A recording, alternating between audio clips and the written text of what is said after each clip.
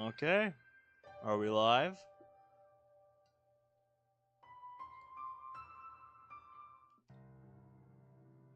We are live. Excellent. I got a reply from that guy on the Moss video. Alright. First mod stream in a while. So, hey, if you're here just for the modding stuff, hi, it's been a while, hasn't it? I had a lot going on, over the last month and a half that I've talked about on some of my most recent streams, but to quickly recap, about a month and a half ago, I started to get really burned out on streaming and just gaming in general. So, once I started missing a lot of the streams, that I wanted to do, just decided, no, I don't want to. Decided I was doing that a lot, and I'm just like, you know what? I think I need a break. So that's what I did. Which I would just hang out in the VC on the server, or just do stuff on my own. And yeah, I think I just needed some time off, which I'm glad I decided to take because I've been feeling a lot better since then. There's multiple reasons. That's the main relevant one. The other one is more related to my physical health, and that's the fact that I started seeing a chiropractor for my back in May. No pun intended. And yeah.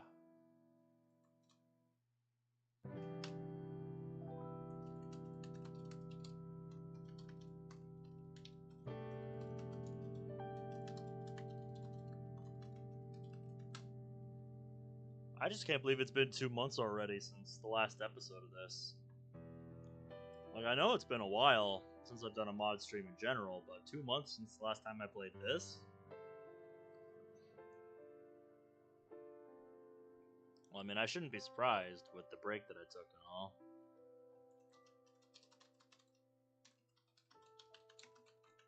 Another thing I want to say up front is that I am sorry if I sound a little lost tonight, because it's just been so long since I last played this that I'm probably not gonna remember everything that's happened up until this point. So yeah, for you people of the future watching this, the people that don't catch the live streams, people of the future binging this, I really am sorry. I really am that I don't remember everything. My memory is not famously not that great. So yeah.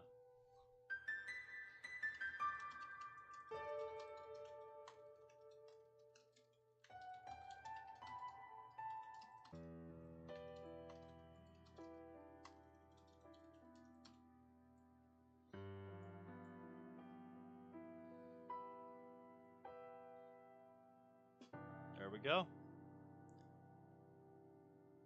So we also had the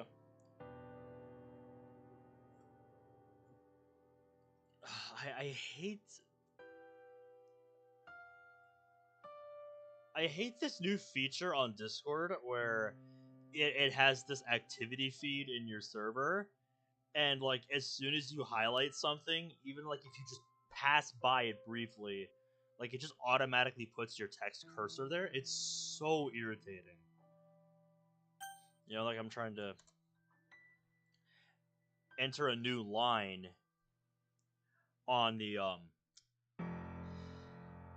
message I'm trying to send, and it's like, oh wait, you want to message this guy? Yeah, let's message this guy about this random fucking game that he just went and played. So yeah, I hate that. It's so annoying. I don't know why they did that.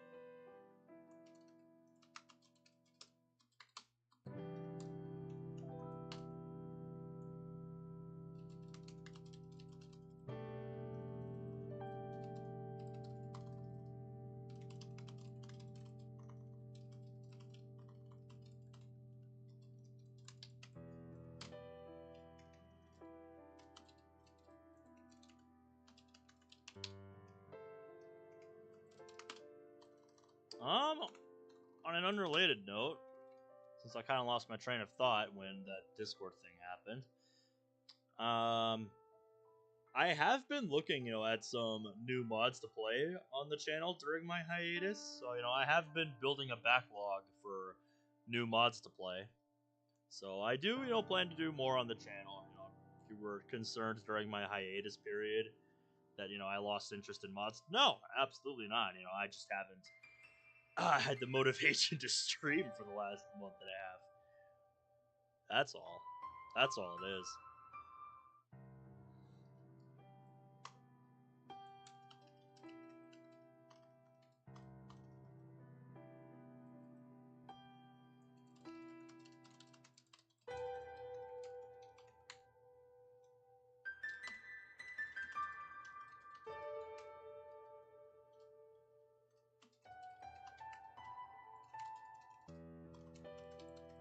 I kind of skimmed through episode 6 just to kind of get a brief refresher on like what were like the major events and stuff that were happening. So I sort of know what's going on, but I also sort of don't. Just because it's been so long.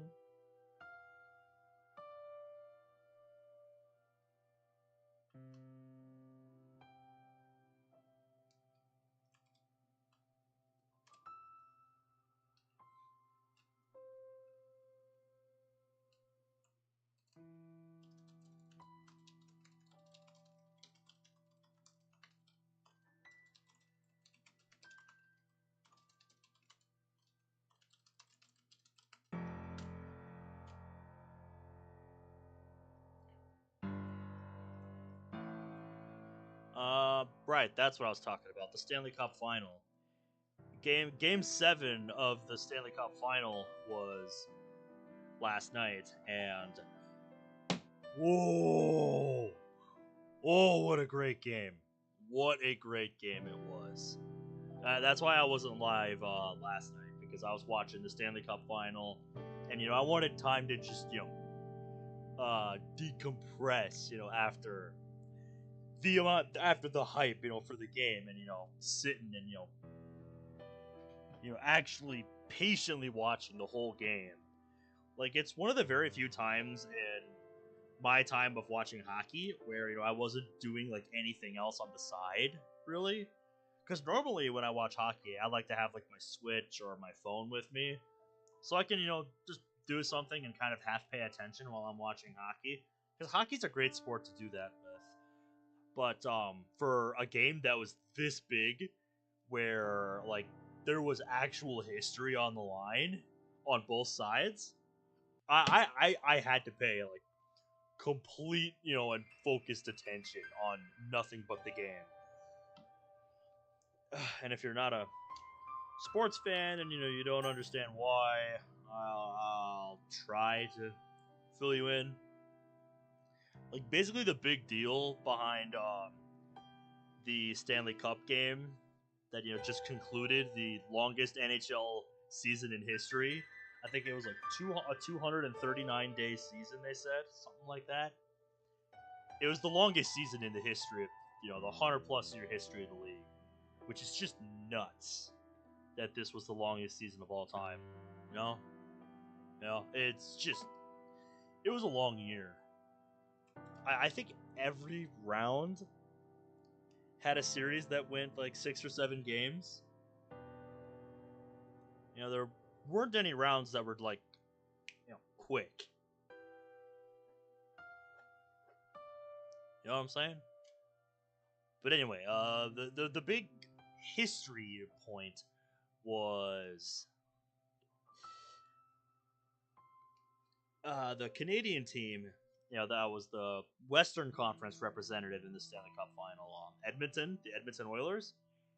They did something absolutely incredible after this, the Stanley Cup Final series got started, and they got beat really bad to start the series. They dropped not 1, not 2, but 3 games in a row to start the series. And to understand, it's a best of 7. So if they lost one more game, that's it. They lose. They go home with nothing. And, their opponent, the Eastern Conference representative, Florida, wins the Stanley Cup. So, yeah, it was not looking good for Edmonton. But, Edmonton just was like, and I took that personally, and decided they were not just going to roll over and die. They were not just going to, fade away quietly into the night, after dropping 3 straight. No. They fought back. They fought back big time, because Edmonton then went on to win not 1, not 2, but 3 games in a row to tie up the series. And that is something that in the Stanley Cup final had not been done since fucking 1945, when the Detroit Red Wings did it. I don't know who Detroit was playing. I didn't see, in the paper who Detroit was playing. And yes, I'm talking about hockey, Alex. It's good to see you. I'm getting the people caught up, who only watch the DDLC stuff on where I've been and what I've been doing. And I'm talking about Game 7, because, just kind of setting the stage, So yeah, after 6 games, Edmonton tied up the series. First time, any team in the Stanley Cup final had done that since fucking 1945. Come back from a 3-0 deficit to tie up the series. Hadn't been done since literally the end of World War II. Just think about that for a second. Really think about that. That's almost 80 years ago. It's been almost 80 years since a team has come back from a 3-0 deficit in the Stanley Cup final. Almost 80 years since that last happened. That's how long it's been. That is just fucking wild, man. So, after Game 6, I was unbelievably hyped for Game 7. And I got to watch it yesterday, and it was a great game. It was a great game. Florida, they woke up, realized what they'd been doing wrong, and they weren't fucking around anymore. This was Game 7, winner takes all. And, yeah. They struck first in Game 7. And they did not waste time. It only took them like 2.5 minutes to get the first goal, take the early lead. But Edmonton, didn't rest on their laurels. They struck back fairly quickly. Only a couple minutes later in the first period, they got a breakaway, and they fucking nailed it. Shut that crowd right up. And then play continued for a while. There were a couple power plays. I think one for each side. Until after, I think, the second Florida power play in the second period, when Florida had some extended zone time. After the power play had expired, they were continuing to hold the zone, and they were going like back and forth for a while. There was a period of time where I think they went 6 minutes in the second period without a whistle, and it was at the end of that stretch where Florida, I think had like an odd man rush, or had a lot of open ice to work with. Guy, had some time to look at the goalie, pick his spot, and by God, he nailed his shot. Top shelf, picked his corner, picked his corner on the net, and just absolutely fucking nailed it. And that ended up being the final marker of the game, because Edmonton, for the rest of the game, tried to find the equalizer, tried to tie things up, and they just couldn't do it. Edmonton ran out of steam in Game 7. They came so close to being just the second team in history to pull off the full reverse sweep in the Stanley Cup final. The only team to ever do it was the 1942 Toronto Maple Leafs, according to the newspaper article I read the other day leading up to the game. But yeah, Edmonton fell just short of the mark. And you can't help but feel bad for them, because it's like, they fought all this way, back from being down 3-0. Nobody had any faith in them. The series was dead, as far as most people were concerned. Like, it was over. But then, Edmonton's just like, not so fast. And battled back to make it a fucking series. I gotta say, this is probably the most hyped I've ever been for a Stanley Cup game in years. In many years. So it was great. Even if it's not the team that I wanted to win the cup, it was a very, very entertaining Stanley Cup final. And one I'm going to remember for a long time. Because, I mean, hey, even if Edmonton didn't get to make their history the way that they wanted to, Florida still won their first Stanley Cup of all, their first Stanley Cup ever as a franchise. After what, like 30 years? They finally won it. They finally won it all. And I have to say, Florida is kind of embarrassing us Minnesotans, because they look more like the state of hockey than we do. Because think about it. Florida's got 2 teams. They got, the Tampa Bay Lightning and the Florida Panthers. And when you think about who's been in the Stanley Cup the most often, I think in the last 5 or 6 or 7 years or something, Tampa Bay has gone to the Stanley Cup 3 times, won it twice, and Florida now has gone to the Stanley Cup 2 years in a row, and they just got their first Stanley Cup ever. So yeah, if there's any state that's looking like the state of hockey right now, it sure as hell ain't us here in Minnesota. It's fucking Florida. They've been killing it. Anyway, that's enough hockey talk. Let's get back into where we were, shall we? Oh, right, scroll wheel is a thing. I forgot about that. I was hoping that would just scroll back to this. Alright. Okay. So it's like the very last thing that happened is looks like. That's right, I think at the end of the episode we were in Monica's POV of the last episode, weren't we? I actually don't remember. Like I said, it's been 2 months since I last played this, so if I sound a little lost, really, I am sorry that I don't remember. It's been such a long time. I've been busy, with other stuff, like life, family events, all that kind of stuff, other games.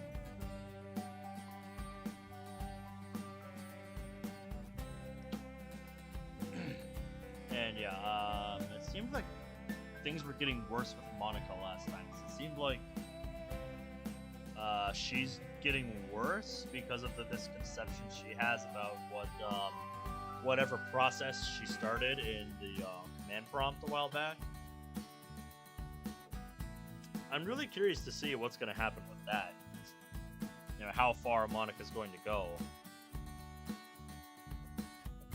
I like that it's adding some context to why Monica just went bonkers. I mean, I think you could kind of pick up on the general reason for it in the original, but I really like the added context.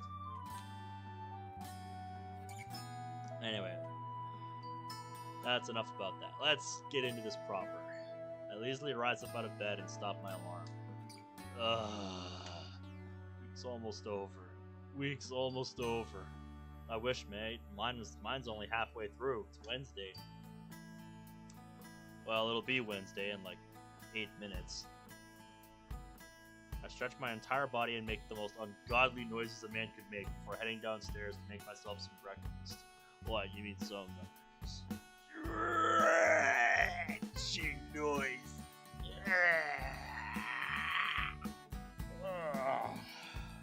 You mean like that?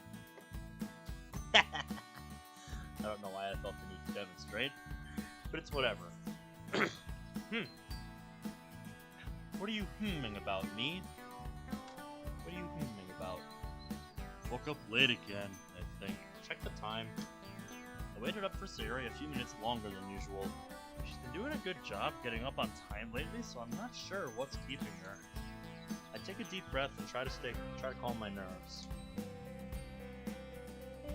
Hey, you up? A few minutes go by. Normally she responds pretty quickly, even in the mornings. Yep, I am not known for my consistency with response time.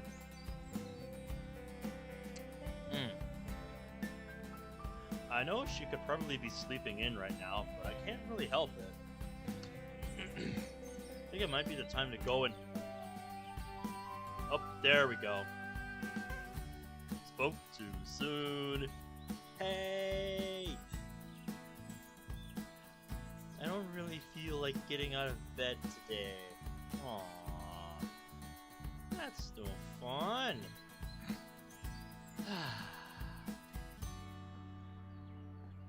But now the question of what to do next beckons. Do I stay home with her? No, that's a terrible idea. Which means my best course is to just go to school and go about my day as normal. Ah, okay. Well, let me know if you need anything. There you go. Thank you. And that's that.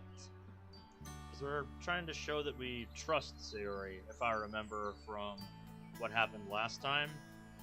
It seemed like that was our goal from the last episode. We're trying to get Sayori to... trying to demonstrate to Sayori that we can trust her. Sayori's words echo back to me. I might not be able to move as fast as you when it comes to working on our friendship. I guess this might be what she was referring to. Even still, it's a lot harder to put it into practice, especially when I'm still so afraid for her safety. Which is understandable, given what happened the last time out. Like, yeah, that was some scary shit. Nothing else I can do about it now, though. I glance back towards Sayori's place for a quick moment before I make my way to school. And off he goes. Feels like there's something caught in my throat. That's not good. The day goes by pretty uneventfully. It was a bit boring during lunchtime without Sayori around, and I think the other girls were off doing their own thing, which is understandable.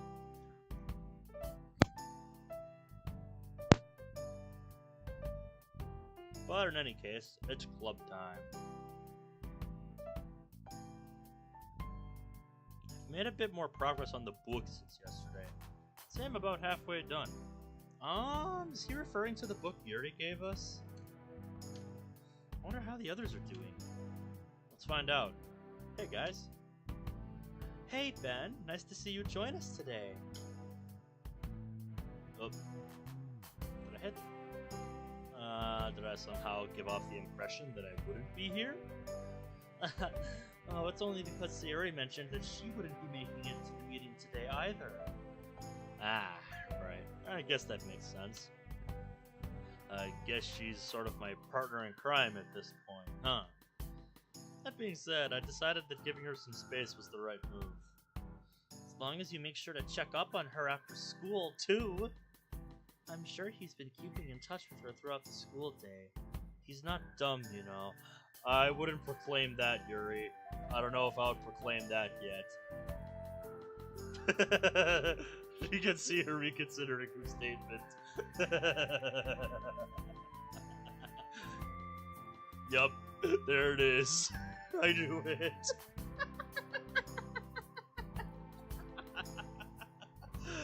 Oh. You are keeping in touch with her, right? Of course! We've been texting here and there. Give me a break. I thought the whole idea of fixing Serena's friendship was to try and trust her a bit more. See? Okay, good. I'm not crazy. I actually remembered something. Well, that doesn't mean you should ignore her when she's having a rough time either. Exactly. It's all about balance. What am I missing here? What do you mean, fixing Sayori and Ben's friendship? Oh no! Uh-oh. I think Yuri said a little bit more than she let on. I think Yuri said a little bit more than she was supposed to. Excuse me. Ah, it's fine. I guess there isn't really any harm in letting Natsuki in on this a little bit. I mean, hey, if it's Sayori's personal biz, I don't need to know. Just watch what you say if this was meant to be kept between you three. Well, I can spare you the gritty details. Basically, Sayori and I had a fight, specifically related to her depression. Long story short, there's a pretty massive misunderstanding between the two of us, so we came to an agreement to just start over on things. Huh. I see. Yuri can be scary when she wants to be. From my experience, that could have gone way worse, at least based on what you've told me. Yes, indeed. You've got my Moni rolling her eyes. Oh boy, Chase. What's up, dude?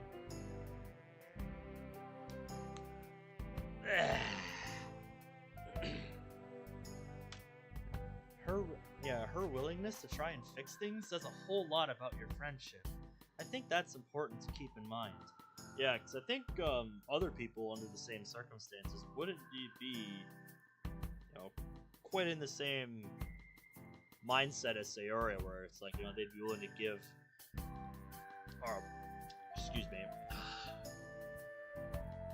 our boy another chance here. Yeah, you could be right about that. Been working on my layout for a gauntlet contest for Geometry Dash. Oh, wow. What are the specifics of the contest? Besides it, being a gauntlet. Like, what's the theme? Because this sounds kind of like various game jams I've seen. Where people make mods for like a game jam or something. The level has to use a no copyright song. Oh, is that the only? That's the only stipulation? Huh. Anyway, I didn't really mean to put this on you all. With everything that's happened, I've tried to be a little more open with my friends. Yeah, I did see that on the Steam page, which is pretty neat. That's okay. You're trying your best, and I think Sayori values that. Thanks. Nothing wrong with a little bit of solid validation from the club president. I tried. Phew. What are the plans for today, then? Well, first I should ask how far along everyone is in the novel. Oh, right. Weren't they all gonna do like a group reading kind of thing? Am I crazy? I'm about halfway through. Same here. Maybe a little more than halfway. I got really into it yesterday and read for like 2 hours. Let me guess, Yuri. I already finished it. How did I know? How did I know the bookworm already finished the book? That sounds like me in all of my literature classes. I would always read ahead. Sometimes it came back to bite me when it came to recalling chapters I had read like days or weeks before, but it was worth it. Level has to be between 1 star and Easy Demon. Okay. And it has to be long to XL in length. So it has to be like a full length level, basically. Because like the standard length for a Geometry Dash level, I think is usually like around 90 seconds. Aw, dude, really? I thought we were going to keep up together with it. When did we discuss that? I don't think it was ever discussed. From my experience, like the standard like main levels are all like 90 seconds in length. Somewhere around there. That's kind of like their sweet spot. You know what? You're right. I don't think we ever discussed that. Right. But I would have thought it was a given for all of us to keep up with each other. Actually, I didn't really specify for us to keep up with each other. Everyone reads at their own pace after all. Fine. Whatever you say, Monica. I think Natsuki's point is that it's a little harder to have a discussion when everybody's at different points in the book. I think that's the point Natsuki's trying to make. I'm sorry. I didn't know you would have liked to keep up with me. Honest. It's fine. I just misunderstood is all.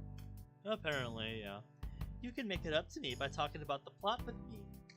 Once I'm finished, of course. That sounds good. Well, good to know everyone is making progress. I've made it pretty far in as well. Oh, yeah. So, there's a lot of time to build a pretty intricate level, it sounds like. That's pretty cool. I wish you the best of luck, man. Anyway, what? Which leads me to my next point. It's poem time once again. It's been a while, so I figured we should give it another shot this week. I want to see how much we've all improved. Oh, good. I've been looking forward to that. Honestly, same. I feel like I've improved a whole lot as well. I don't really feel like I've improved at all.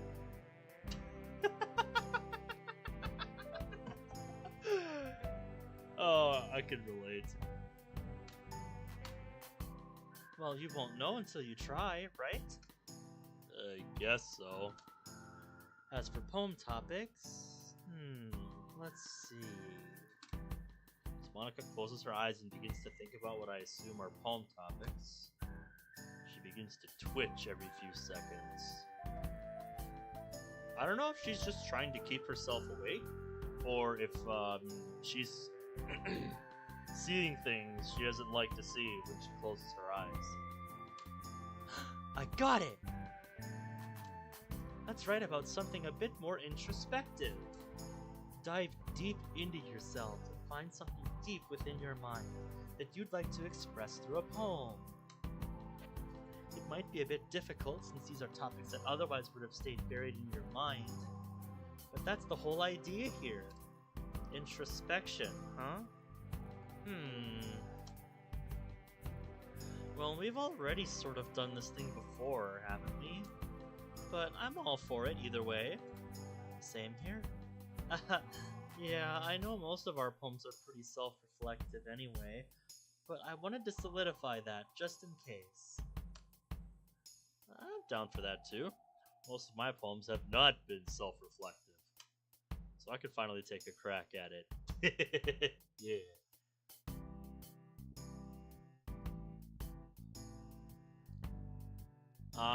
Yeah, I would imagine. Imagine the most well put together levels take a very long time to come together.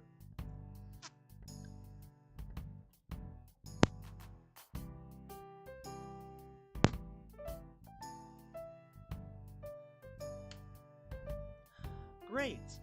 Then I guess that concludes today's meeting. Sorry for being another short one. Yeah, normally I'd chew you out for that, but I've gotta get going soon. My dad wants me home already. Can use this opportunity to check up on Sayori too. Let's head out together then. Sure. Before everyone leaves, it's time for my writing tip of the day. Why do I have a feeling you're just half-heartedly throwing this in there? Okay, maybe I'm quick to judge. I'll hold. Authentic emotions in writing can be a challenge. The power they hold can really bring your story to life. It allows readers to connect with your writing on a personal level, evoking feelings of empathy, joy, and even sorrow. It's because of this that you shouldn't be afraid to dive deep into your own experiences and emotions. Writing poems, stories, or whatever they may be is an emotional journey. It's important to embrace our feelings rather than push them away. It's what allows us to grow. So let those emotions guide your pen. That's it for my writing tip of the day. Thanks for listening. If feel like we haven't heard one of those in a while. It's actually not bad. Natsuki and I leave the club room first, while Monika and Yuri stay behind to talk about something in private. I imagine we'll see what that is later. What do you think they're talking about in there? Jeez, you're always so nosy, aren't you? Well, excuse me, princess. Hey, I was just asking. You're curious too, aren't you? I don't need to be. But you are, aren't you? Because I already know. Do you now? Oh man, left out once again. Don't feel bad. It's only natural us girls have our own little secrets between ourselves. Besides, you, Yuri, and Monika all kept something from me, too. Well, yeah. You and I have our own secrets to keep between ourselves, too, huh?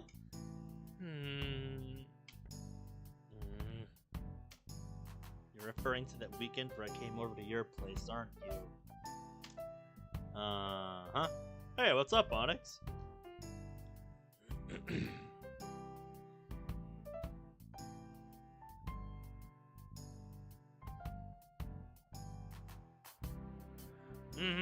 Yeah, you really have to think out all of the details.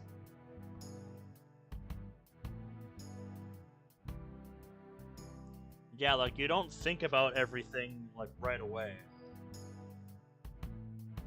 That's why you usually don't want to rush writing, because you can miss out on those little details when you don't have more time to ponder what you're writing. So, it's a good point to make. Yeah. Did I ever tell you that Monika somehow knew about that? Wait. What?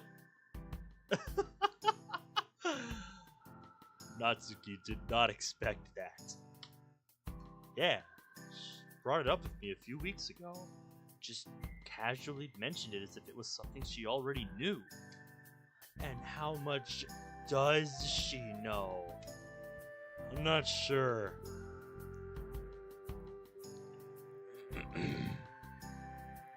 It sounds like the kind of fanfic stuff I'd expect to see, honestly.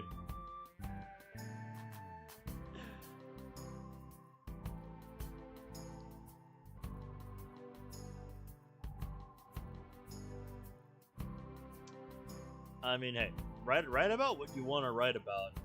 I think it sounds like a fun idea. Well, remember that me going over to help you wasn't much of a secret. It's more about what happened during that time. I suddenly remember back to that day. I'm not sure what it was. It's all a blur to me. But what I do remember is the sheer feeling of dread I felt when Sayori caught us. Sayori knows. What? You don't remember?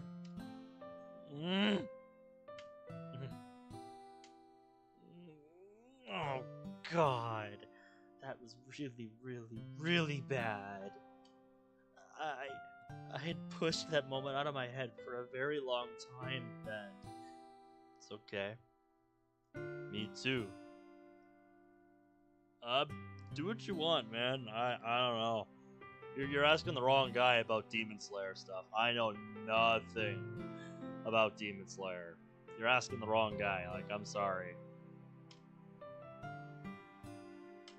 That's all she knows, right? I think you're missing a comma. I would like to hope so. I don't Try to find the words to best explain myself. It's hard to do that when I don't even know for sure what happened that day. I know what you're trying to say. We talked about this back in the hospital. It was a spur of the moment kind of thing. I'm sure you can agree with that. Yep. I'm not as much of an anime person as I might seem with the kind of stuff that I play on the channel. You know?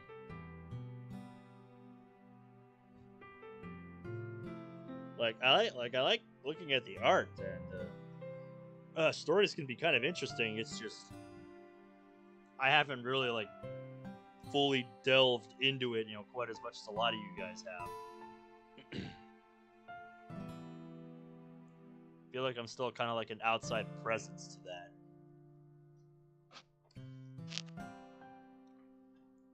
I will say it is one that I've heard a lot about, Demon Slayer. So if I ever do get into it, it's one I'll probably check out at some point.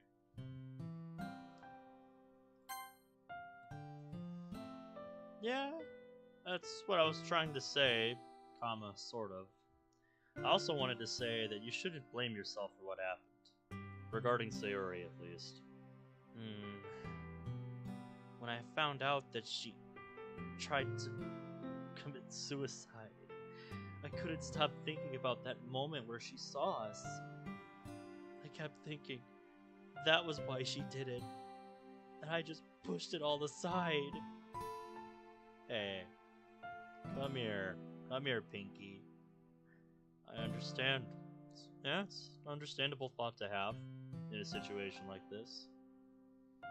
I'm still struggling with that because I told her something stupid right after you left. Told her I cleared my throat, mostly to try and buy myself some time before I confess this. I told her I loved her.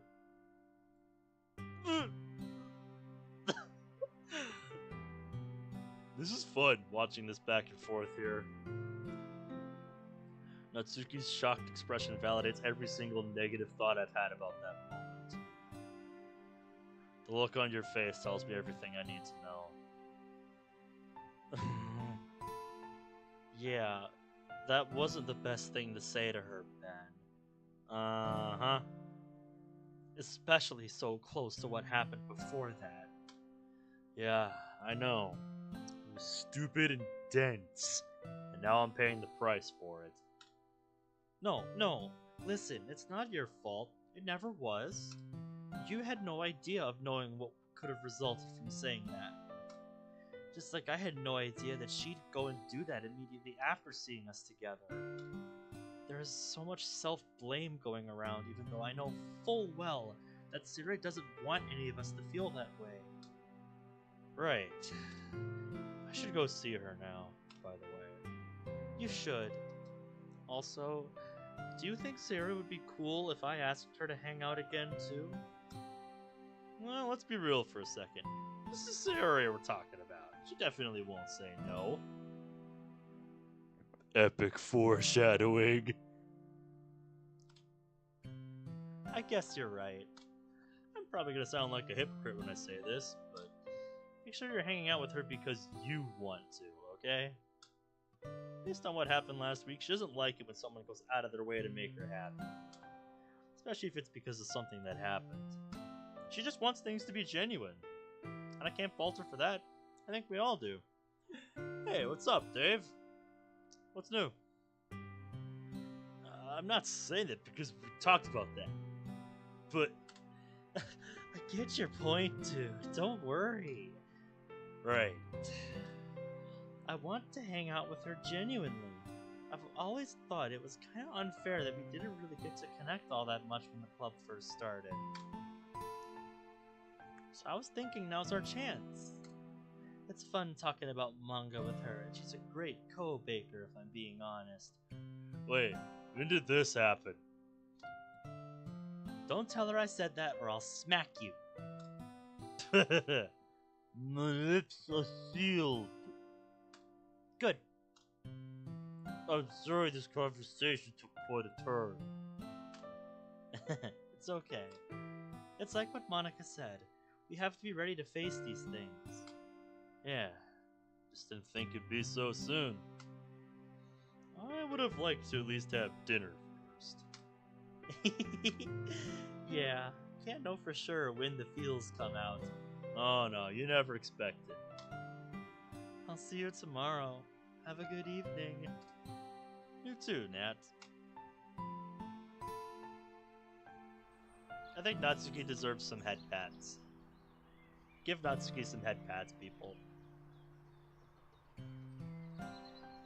I arrive at my neighborhood and stop for a moment. That was a great scene. I liked that. I texted Siri earlier that I'd be coming home. She only responded with a thumbs up emote, but she responded all the same. I guess I should go get changed before I go see her. Not a bad idea. After changing into something more relaxed, I closed the front door behind me and... Hey! Oh, hello there. Sarah is waving at me and coming my way, which makes me feel incredibly happy for some reason. Ben, I'm so happy to see you. Feels like it's been forever. I'm happy to see you too. It's only been a few hours. It felt like an eternity. Maybe to you, because you stayed home. Let's see. You feeling better now? I know you said you didn't feel like getting up today. Yeah, the rain clouds were very intense this morning, so I decided to stay home. Ah, I understand. Well, you up for a chat now? I don't mind. You read my mind. Well, great minds think alike, as they say. Sarah and I sit down on a bench nearby and take in the autumn air. How was your day at school? You know, same old, same old. You'll be happy to know that I'm passing all of my classes now, by the way. Really? Excuse me. Yeah, that was a point of interest last time. 1 or 2 episodes ago, I do remember, that got brought up. That because of how much our boy was focusing on Sayuri, his grades were just tumbling as a result. That's awesome! I'm really proud of you! Gee, thanks, Mom. Seriously though, that's great to hear. Not in the clear yet. Some classes I'm barely passing, but hey, it's a start, man. It's something, and that's what counts. It should be all good if I keep up the good work. Absolutely. Like I said, it's the fact that you made it back, from being down in the dumps, in the F tier, that counts. It's because you stopped worrying so much about me. What? No, it's not really like that. It is. But that's okay. I'm glad to see that you're improving your grades.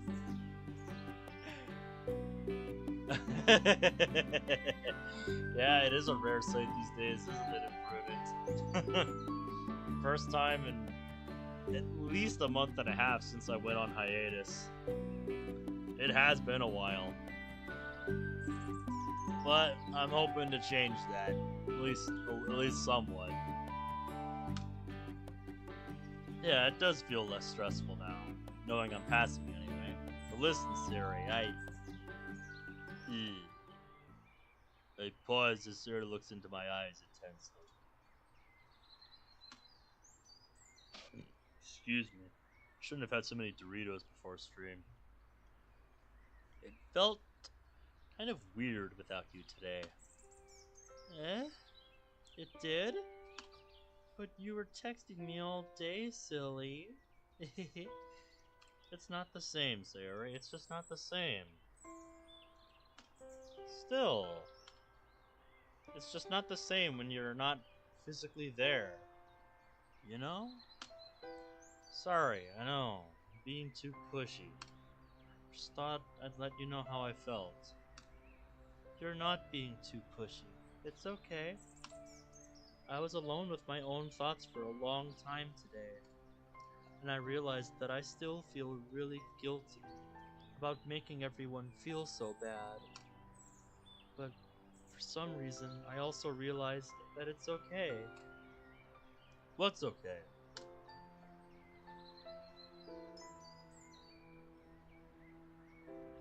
Oh, sounds like fun. So what's new with you, Imprudent? That you feel scared for me. Uh, I do feel scared. Quite a bit.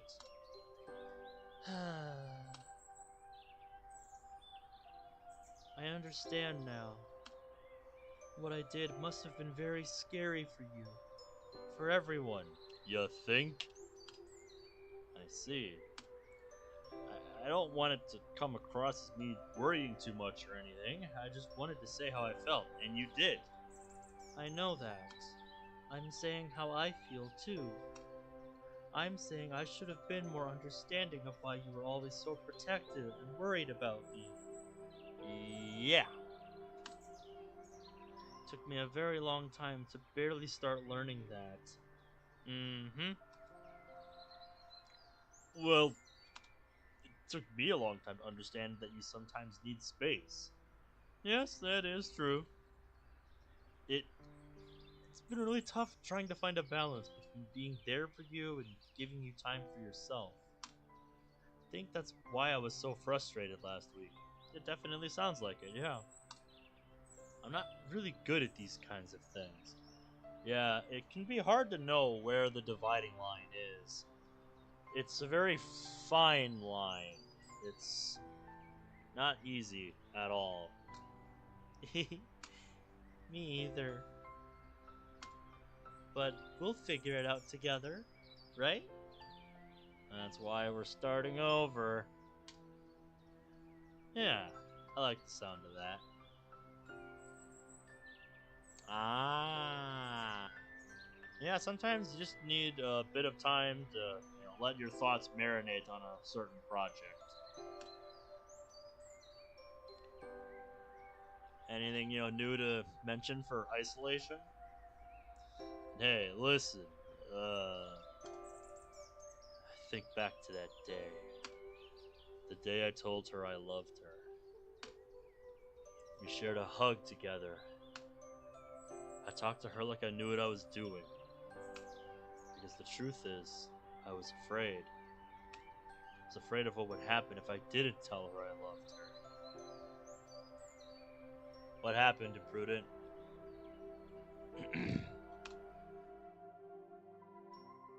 Those were my true feelings. So, there's no way you could like me more than I like you. I should have realized it sooner. Spending time with everyone at the club, making new friends, and having fun with you every day helped me realize that you are truly the most important person to me. That's why I'll accept any of your burdens. As long as we continue like this every day, with you by my side, then I know we'll both be happy. Did I mean any of that? I'd like to think a part of me did. I don't know. When you're in the moment like that, when you're, afraid that something bad will happen if you don't, it's hard to say. If you really genuinely mean it the way that you want to, think about it now. Send it over Discord. What are you trying to say? Because, I don't know, you must be tripping some kind of YouTube filter. Or some word that I set a while back. Oh, you can download YouTube Shorts with premium. That's a thing you can do.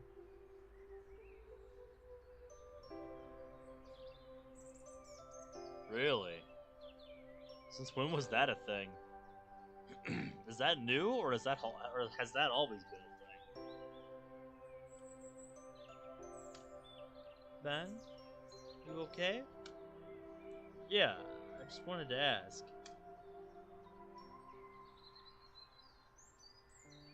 Remember the day I told you I loved you?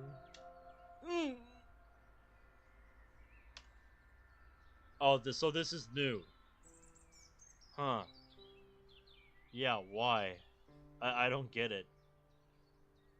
It's like, we already have tools for, ripping, MP3s and MP4s out of YouTube videos.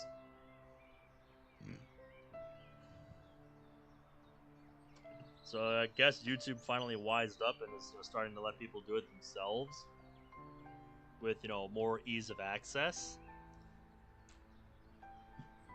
Because it's like you can download your own videos, but other people's videos, ooh.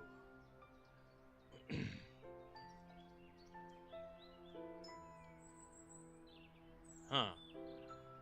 Really not sure what to think. Since we're talking about YouTube features, though, did you hear that they're adding a community notes feature? We had an agreement to start over from scratch, right? There's something that I wanted to try and redo. Something I've always wanted to redo since that day. And I nearly never got that chance. You've been able to download normal videos for a while? I guess I'm just dumb, because I've never seen any feature for that. I was gonna say, like an easily accessible way to do it, like on the platform without having to go to another site. I'm not aware of any such method. But again, maybe I'm just dumb.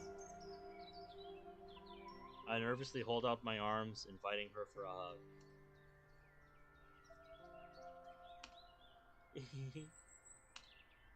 I've thought about that too. Aw, look at that. Oh, yeah, that's how they get you. That's how they get you. It's a freaking premium feature. That's how they get you. Okay, I get it.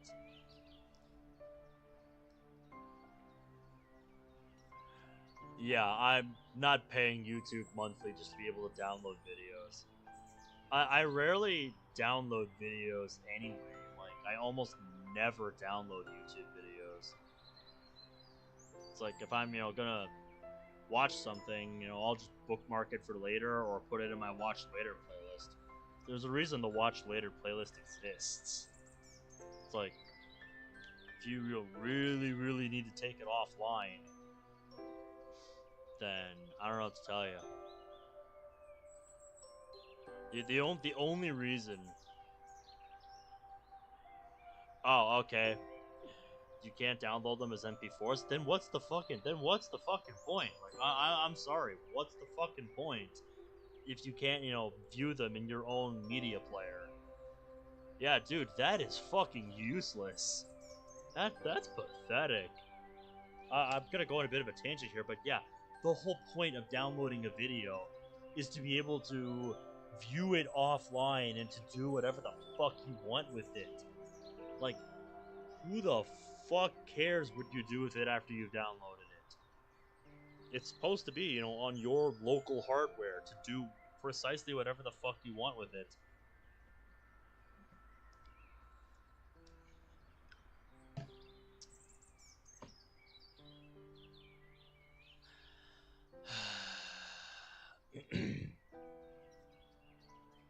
That's just stupid.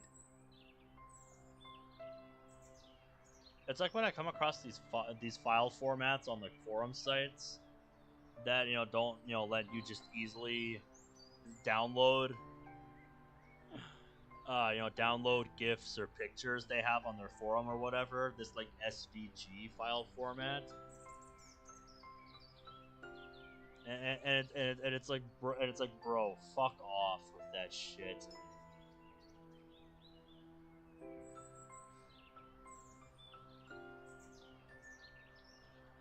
Bro, if ads are a problem for you, I have 2 words.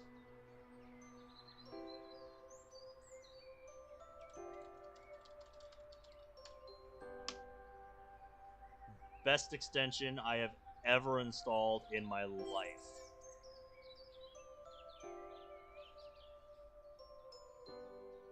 Best browser extension I've ever used. I've had it installed on my browser for years, have not seen a single fucking ad on any website I go to. Like, I'm serious. The combination of Firefox and uBlock Origin has been unstoppable for me. I have not seen a single fucking ad since I installed that browser extension on Firefox. It is incredible how powerful it is. So yeah, seriously, if you need a browser extension to block ads, uBlock Origin is the way to go. They have never disappointed me. Everything, YouTube and other sites have tried to throw at it, just no. uBlock Origin has none of it. Just has none of their shit.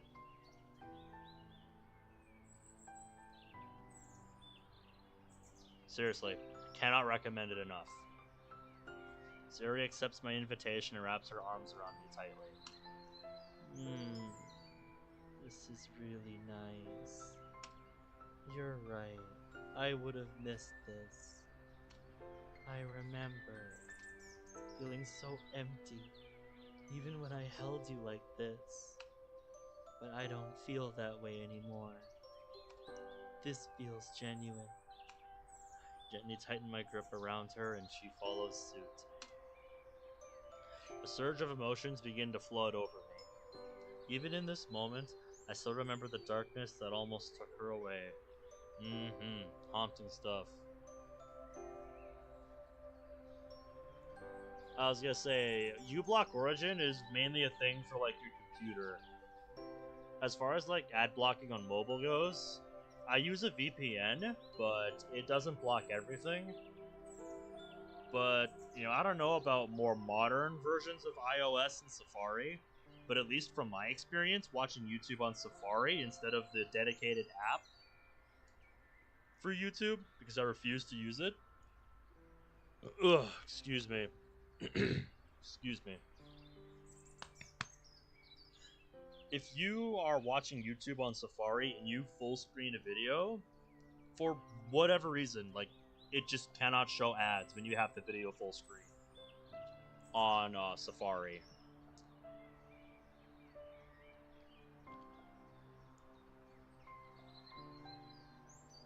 Like I said, I don't know how that works on more modern versions of iOS, but from my experience using Safari on my iPhone 8, it has not been able to inject ads when I have a YouTube video full screen on my phone. And if I do get one at like the start of the video, just refresh and no ad. So yeah, I have ways of getting around them because I refuse to put up with it. Ever since I started using uBlock Origin, I refuse to put up with ads. They're a fucking poison. Anyway, back to the plot. A surge of emotions begin to flood over me. Even in this moment, I still remember the darkness that almost took her away. Yeah, that was a chilling moment. That unimaginable pain that pushed her over the edge. And yet, here she is, in my arms, still alive and fighting. It's a somewhat bittersweet juxtaposition. The fear of losing her is still here, but the hope of her recovery is just as strong. As I feel the gentle rise and fall of her breathing, the warmth of her body, and the weight of the journey that we've been through together, I feel like this hug we're sharing represents more than just a hug. It's a testament to the bond we've formed when faced with darkness. I'm here for you, Sayori. We can work together on this. And this time, I truly mean it. So promise to take care of myself, too. It's hard to juggle all of these feelings on a daily basis. So if you do need space, never feel afraid to let me know. I trust you. Thank you, Ben. I'll try my best for you. No, don't just try your best for me. Do it for you, too. What a wholesome scene. We slowly part from each other. The space between us feels different somehow. Feels lighter, filled with some newfound resolve. You give really nice hugs. Well, I guess I get a lot of practice. You're too funny, Ben. I'm going to head home now. See you tomorrow. I wave goodbye to Sayori and head home myself.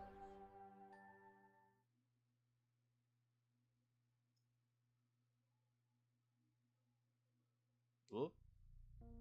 Shit. Well, that's one way to start off a Monica POV section. Has it... Hold on. Has it really been 10 years since FNAF first became a thing? Has it really been that long already? Holy shit, where has the time gone? Although, speaking of stuff that's been away for 10 years, a day or two ago, Sonic Paradox, the channel that was most known for Sonic Shorts, released their 9th volume of Sonic Shorts after like 11 years since Volume 8. And it was unbelievably hype. Like, I saw that in my YouTube feed and I'm just like, holy shit, what? They're back? Like, I thought, like, they just... I thought, like, after they got hacked, I'm like, I thought something happened to them. Like, that was it. I know, it makes me feel old too, Alex. What? What happened? What's wrong? Oh. Nothing. I just nearly tripped. Right, play it off, Monty. Yuri's concerned. You've never sworn like that before. I try to avoid doing that. Not very ladylike, if you ask me. Yeah. She's like, sorry about that. August of 2014. Jesus, wow. Yeah, it has been almost 10 years already. Are you sure you're okay? Positive. Let's just get to your place, We don't want it to get dark. Right. I haven't experienced pain like that in a while. It came so suddenly, too. Nothing I haven't gotten used to by now. I'm still somewhat surprised that Yuri let me come over to her place for some tea. When I first met her, she was very closed off and distrustful of everyone. Excuse me. She's really opened up these last few weeks. I still can't tell if this was because the game changed drastically at some point, or if it never changed at all, and things were always meant to be this way. Yeah. Hard to say. Ooh. I don't think I've seen this room since, the bloody, Blue Seas mod.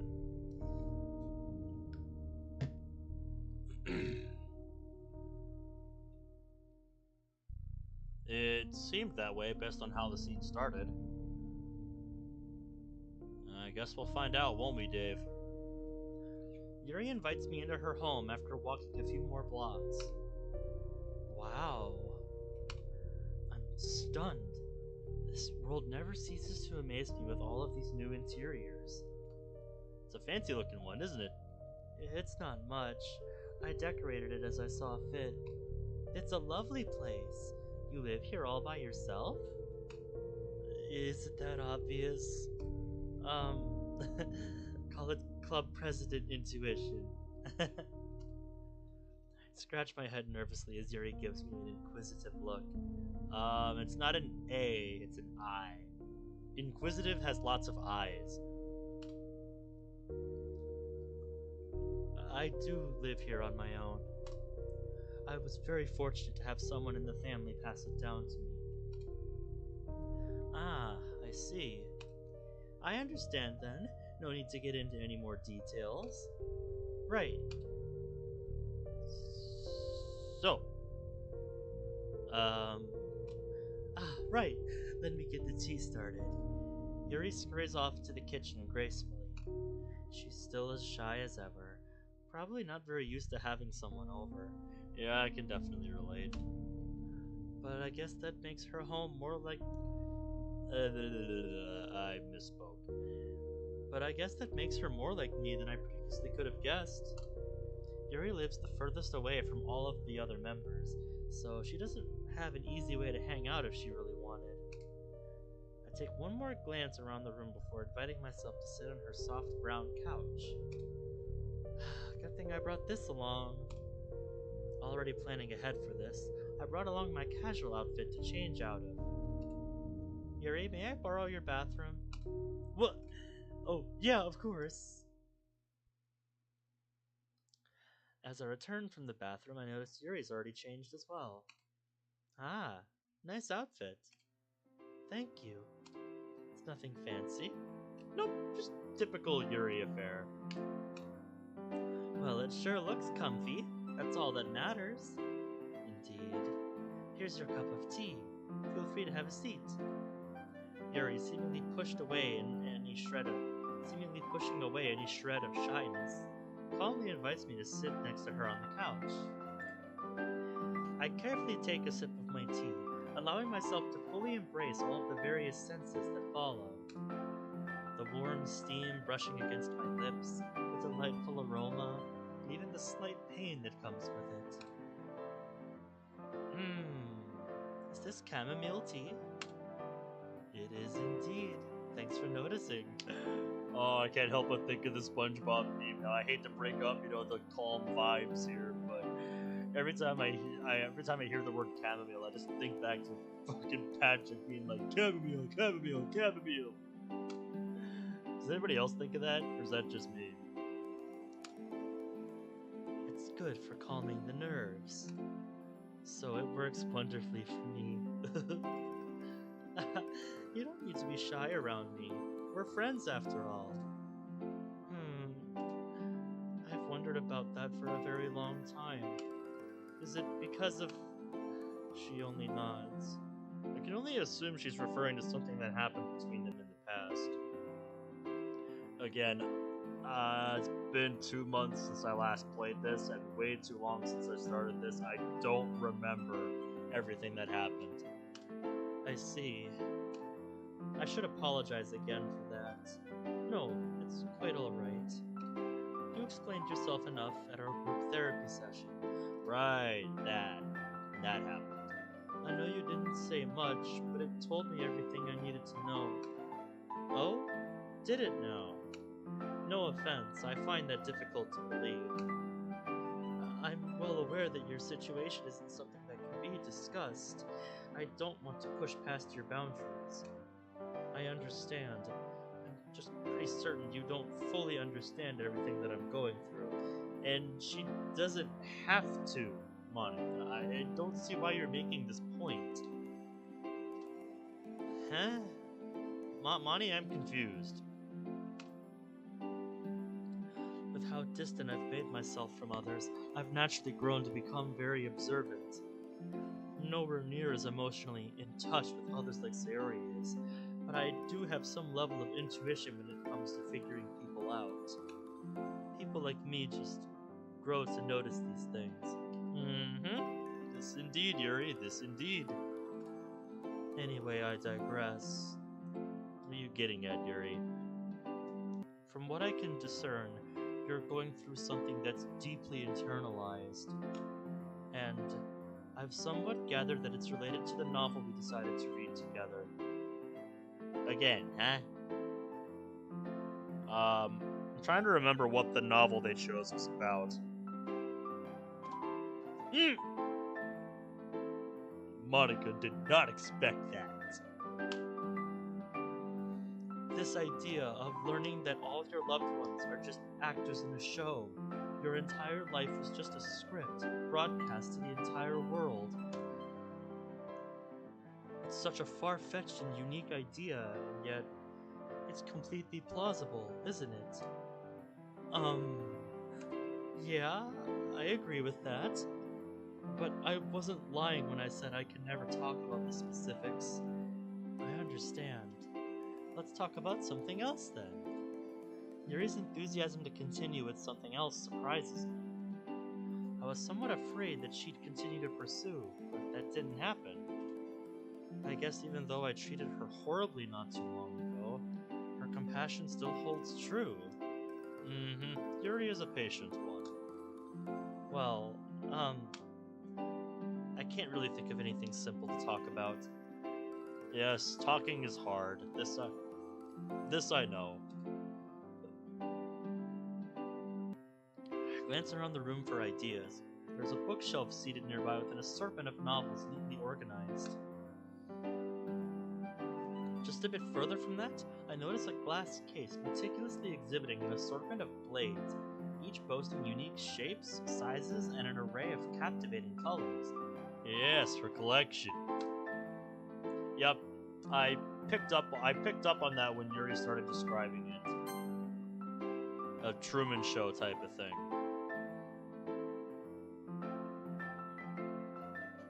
Aha! I was looking for that. Looking for what? Tell me about that. I awkwardly point over to the display case. What? My knives? I forgot I had those there. I'm not used to having company over except for Natsuki, so... Whoa, hey, it's okay. I'm not here to judge you or anything. Baka. Yeah. Yeah. That it does, Dave, that it does. You won't think I'm weird, will you? Of course not. What kind of friend could I call myself if I came into your home and judged you? Alright. Do you want to see one? Sure, I'd love to. I watch as Yuri gets up and walks over to the case. With utmost care, she carefully opens the case and hovers her hand over the array of blades. She gently touches one and brings it out ever so slowly, showing just how much she reveres them. The blade itself has a black wooden hilt, smooth and polished, which contrasts to the intricate patterns on the blade itself. It swirls in waves of dark and light metals to create a somewhat mesmerizing effect. As Yuri walks over, blade in hand, a soft smile appears over her lips. I would imagine she's seen this blade a million times, and yet the amount of admiration and fascination that's present in her eyes seems to say otherwise. I can't help but feel somewhat captivated by her demeanor. Every single one of her actions shows just how passionate she seems to be about this craft. Yeah, because funnily enough, people respond really well to raw passion like this. It was never about her self-harm issues or anything of that sort. I feel like I'm finally beginning to understand who Yuri actually is. Here's one of my favorites. This knife is composed of Damascus stainless steel, perfectly made for cutting all types of meat. You can see, however, that it's never been used. Wow, this isn't like any other blade I've ever seen. It's amazing. Really is, isn't it? When did you start collecting knives? Was there anything that inspired you to start? I'm not quite sure, really. For as long as I can recall, I've never really shown it off to anybody before. Well, there's nothing to be ashamed of. This is honestly pretty cool. You really think so? Yeah, it's no different from someone collecting any other type of weapon. It's very clear you appreciate them as an art form. Yes, that's true. Would you like to see some others? Of course. I get up from my seat and follow Yuri back to the display case. As she returns the Damascus knife, a sense of reverence lingers in the air. Even while placing it back in the case, her actions are deliberate and gentle, ensuring that the knife was back in its place with the utmost care. So this is just a part of my collection. Sorry, I bonked my headset. Some of the others are displayed in my bedroom. First, direct your attention over here. She delicately points towards a long, curved sword sitting comfortably above the display case. Is that like a katana or something? Oh, look who called it. Oh wow, this looks like a katana. Is that what it is? Well, that's not wrong. Katana? Scimitar? More specifically, It's called the Shingunto sword. Non-commissioned officers used these in World War II. Oh, very cool. So it's got that same form factor. It sounds like very neat. Oh, I'm gonna get up and stretch. I'm getting tired. Ah.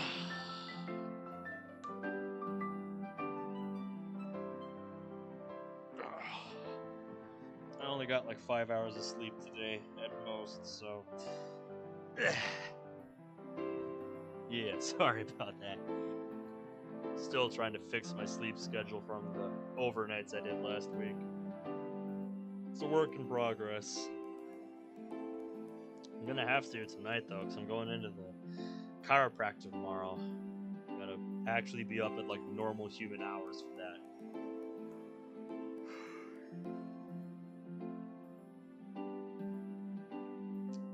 My favorite fact about this sword is that the handle isn't actually made of cloth, even though it looks like it at first glance. Huh, really? I take a closer look, and sure enough, the handle actually seems to be made out of copper. Oh yeah, look at that! The sword belonged to my great-grandfather, who served in the military during that time. I've never met him, but the sword has been passed down to the oldest of the family for a few generations now. First my grandpa, then my dad, and now me. Yuri sighs as she stares intently at the sword. So much of her past is being laid right out in front of me, to the point that any doubts I have are starting to feel irrational. Yuri then directs my attention back to the display case. Ooh, I know that one. It's a butterfly knife. Oh yeah! That's right. It's also known as a balisong. It's far from my favorite, but no knife collection would be complete without one. It was a blade I purchased when I was still into manga, so even this one holds a bit of history for me. And right next to it, if you didn't already guess, is an American bayonet from World War II as well. This blade was designed to fit their rifles as well as function as an all-purpose knife. Yep. The bayonet essentially turned the rifle into a spear, allowing for effective blows to be struck on the enemy at a safer distance. Yep. That's what a bayonet's for. Of course, well-trained soldiers will know how to combat this. Probably how my great-grandfather got his hands on one. Very funny, Yuri. Very funny. You sure know a lot about each of these knives, huh? I'm sorry for rambling. You're not rambling. It's fun hearing about all this history stuff. I like this kind of stuff. I've always had a fascination with history. Oh no, I'm just impressed. This is something to be proud of. A passion like this isn't something to be taken lightly. You should be proud of it. Yuri sure doesn't see it that way. Thank you, Monica. This means a lot coming from you. Just saying what I really feel. I look back down at the display case and notice another pretty looking pocket knife. What makes it stand out, however, is the silver handle with an intricate pattern of waves etched into it. And the blade itself is tinted a soft blue. Oh, yeah. Yeah, I remember that one. The one from the base game. What about that one? Ah, that one is one of my favorites. It's very special to me. It's one of the first knives I've ever owned. Oh, really? Yuri's first knife. Didn't think I'd get the privilege to see something so special today.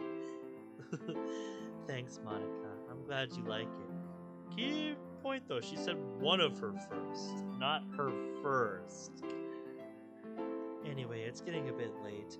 Shouldn't you be on your way home? Excuse me. I place my hands on my hips and think for a bit. I've genuinely enjoyed my time here. It's been a nice distraction from everything. Not to mention I have to work on my poem for tomorrow as well. Actually, do you want to work on our poems together? I think it could be fun. Oh, sure. As long as you don't mind. I don't mind if you stay longer. Of course. I'm the one who offered after all. Right. This should be interesting. As night falls, Yuri closes the curtains and brings out a few poem writing tools. Some paper, pens, pencils, and... Is that an aromatherapy diffuser? Yeah. Is that okay? It's just some lavender oil. It smells nice and will help us focus. Oh sure, I'm not opposed to that. I actually forgot this detail about her character. It's not really something she brings up often, but with how she brought it out, along with all of the other writing tools, it seems like this is a normal tradition for her. Uh-huh. Yeah, she likes this stuff.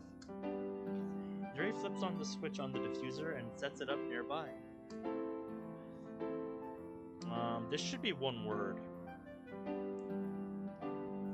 In just a few short minutes, the atmosphere of the room changes as the air begins to fill with the smell of lavender. Just as advertised. I'm glad you like it. Let's get to writing.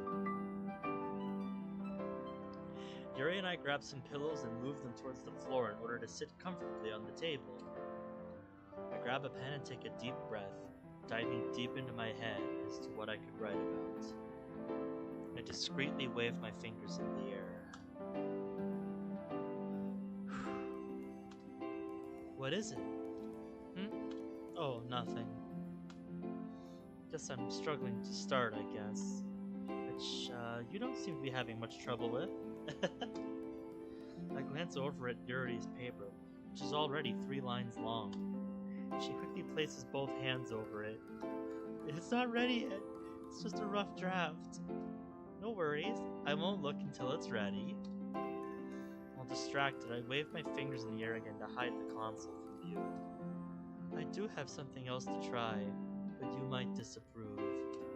Well, now you have my attention. Yuri gets up from her seat and walks to her kitchen fridge. Oh, is this about to go where I think it is?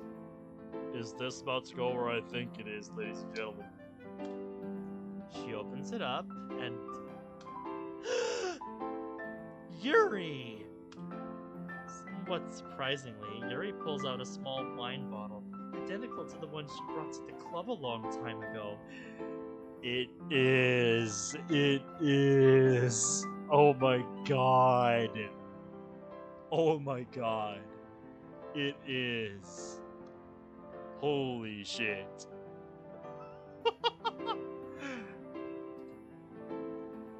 No way. I smile thinking back to that day. Here with your girlfriend next to you? Well, you came in at a pretty opportune moment, Oreo, because, Yuri and Monica are spending some time together right now. Yuri, went home with Monica, invited her over to her place, and Yuri just pulled out a bottle of wine while they were writing poems just now. That's what's happening right now. Like, I'm not making this up. Look at that. I told you, I'm not making this up. So, we are in for some shit here. And I mean the good kind. We are in for something. Sayori got genuinely upset at Yuri for just casually bringing it out as if it wasn't a big deal. But now that I'm looking back, I felt kind of bad for her.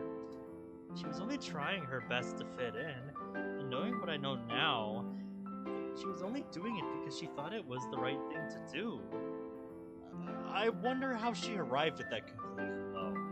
So I kind of got off topic. Oreo, how was your day, man? How are you? Of course, as club president, there was no way I was going to condone underage drinking. Yeah, this is lining up with Moss nicely. This is lining up very much with Monica's thoughts on this and Moss and Act 3 and whatnot.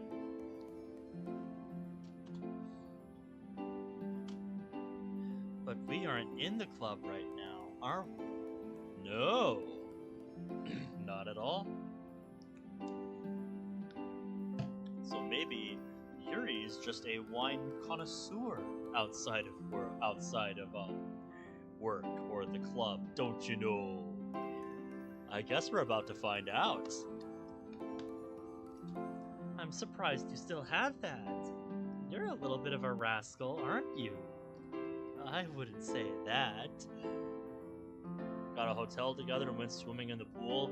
Ooh, nice. Sounds like a good day. Hey, I'll let you in on a little secret. I was honestly kind of curious to try it out. Don't tell Sayori I said that, though. She'd never let me hear the end of it. But you understand why I couldn't just let that happen, right? Of course, of course. Well, would you like to try some? Oh my god, this is good. Oh, this is going to get good, ladies and gentlemen. This is about to get real good. I'm not much of a drinker myself, but it does help me relax when trying to write something. I should absolutely scold you for underage drinking. We could get in big trouble for this. But admit it, Monty. But I won't tell if you won't.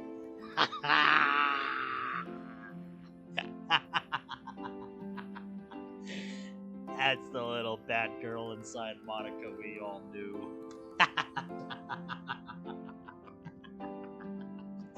Yeah. Seriously though, if you're not, if you're like, not of age, don't do that. Unless you're in a state where it's like if you're like with your parents and shit, then it's okay. If they say you can. Like, seriously, for legal reasons, don't do that. But this is so hype. this is such a hype scene. Sounds good. Oh man, make your predictions now. What the hell is gonna happen in this scene? I have no idea what's about to happen. Like, anything could happen at this point. Like, we're giving this woman, the one with power over this world, wine. So God help us, with what's gonna happen when this woman gets drunk. God help us. This is gonna be good. Oh. My headset's kind of twisted. Before we get into this, I'm gonna fix this.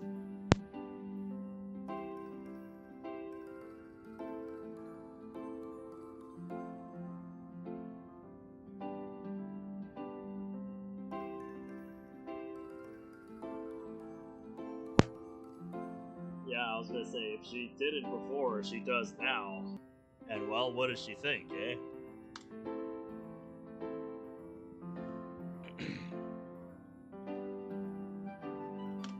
I begin to feel my heart race and my hands shake as the excitement of trying alcohol for the first time begins to flow through my body. It's thrilling, going against what society deems to be wrong. Yeah, there's a certain thrill to it, isn't there? As Yuri pours me a glass, she's as delicate as ever, showing that this isn't the first time she's poured herself a drink. The drink itself is a dark purple, and the mere sight of it sends slight shivers down my spine, but in a good way. I should probably mention that I still do not condone underage drinking. We know, Monty. We know. Just do it. Just do it. This is what they warned us about in middle school. Peer pressure. You don't have to drink if you don't feel comfortable. Oh, trust me, Monica knows this. She's just goofing around. No, I'm going to drink. She's just goofing around at this point. I just want you to know that this does not mean I'm going against my morals. Bet.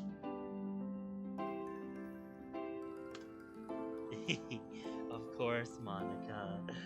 Come on, Monica, stop being hypocritical and just drink. Yuri sits back down on the pillow, drink in hand, and returns to her poem. I, on the other hand, am staring into my wine glass intently. I swirl it around gently, like how I've seen actors in movies do. As I raise the glass to my lips, my hands begin to shiver with anticipation. Don't drop it now. The weight of the wine glass feels so foreign. The aromatic scent now reaches my nose, a bouquet of mysterious flavors that promised a world of sensations that I've never experienced before. As the glass touches my lips, I close my eyes and let the liquid slide onto my tongue. Alright, place your bets now. First reactions to Monica tasting wine. I've got mine. Here we go. The wine flows smoothly, leaving behind a trail of intricate flavors. First, there's sweetness reminding me of grape juice, followed quickly by a gentle acidity that wasn't too overbearing. I'd even go as far as to say there's a somewhat luxurious feeling to this experience. Whoa, that's kinda not great. What were you expecting? I'm not sure. Yeah, wine is definitely not for everybody. I guess I expected it to taste a little more sweet. Yeah, I think you want more like a strawberry daiquiri if you want sweet. I had thought that at first too. It's always a bit of an acquired taste. That it is. Yuri returns to her poem and I figure I should do the same. As time passes and I drink more wine, I can feel my creative juices flowing once again. Introspective. Aha! I got it! I place my pen to the paper and begin to write. A few moments later. Or sorry, a few hours. Jeez. It's gotta be what, like midnight in game? And so have a few wine glasses. Oh no. Oh no, bro. Oh, this is gonna be real good. Oh, this is gonna be good. I don't feel drunk, but I do feel slightly dizzy. Either she has very high tolerance, or the glasses, weren't, that big. And kind of good.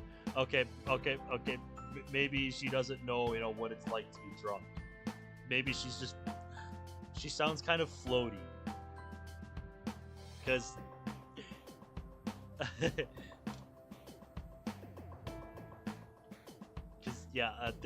this is what it feels like, when I've had like 4 drinks on vacation. You start feeling like that floaty sensation, like you're floating on air, and everything just. How do I want to word this? Like you just feel so good inexplicably. Like nothing really matters that's going on around you. Cause this is feeling like that. Yuri and I are back on the couch, giggling at absolutely nothing. She sways back and forth, and her reserved demeanor has seemingly melted away. I would expect Yuri to be a very different person under, the effects of wine, under, intoxication.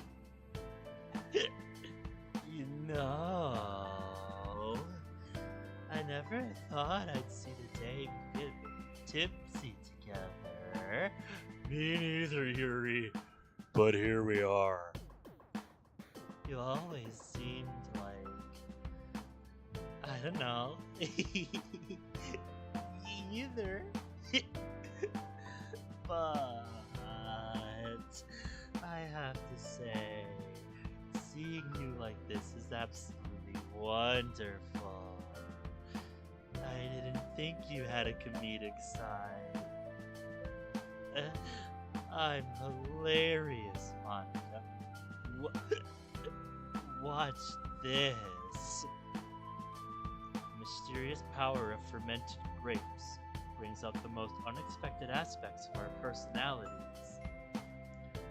Where the only solution is to write a poem about it. Haha, hilarious. Good joke, Yuri. That sounded more serious than funny. It sounds funny when you're drunk, though.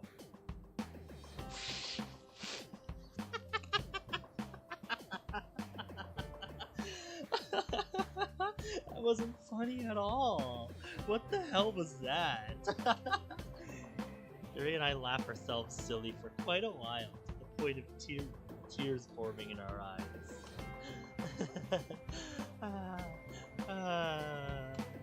That was good. I needed a laugh like that. Me too. I have been going through it, Yuri. I've been through the damn ringer.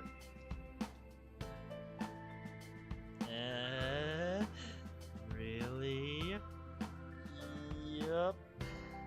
My life is an absolute mess. Oh, here it comes. Are you even real, Yuri? Huh? Last time I checked, yeah. I try to poke at Yuri's left arm to confirm, but she quickly retreats and I end up poking her boob. Hey, slow down, Captain. Sorry.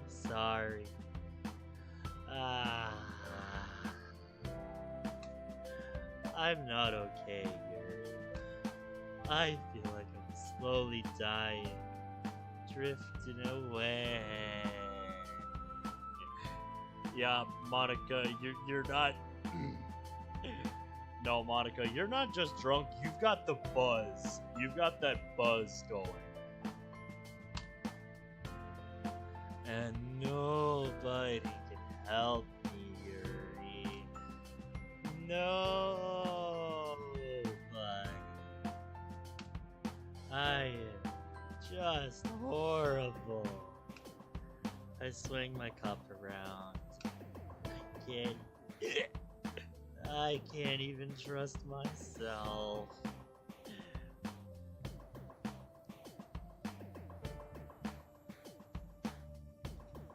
I can't talk to people. I can't do any of that. Yuri's just listening. Let me tell you something. I'm not perfect either. Excuse me. You know the things I've done to myself. You are a very strong girl. But lately, I've noticed you haven't been true to yourself. Like that cut on your arm. You can't hide it from me.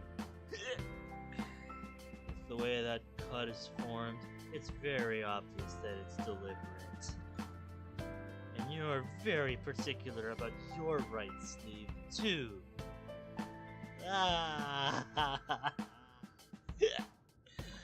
You caught me. And another thing, you keep changing up. First you act distant, then you act rude, mean, kick me out of the club. Now you're all nice again.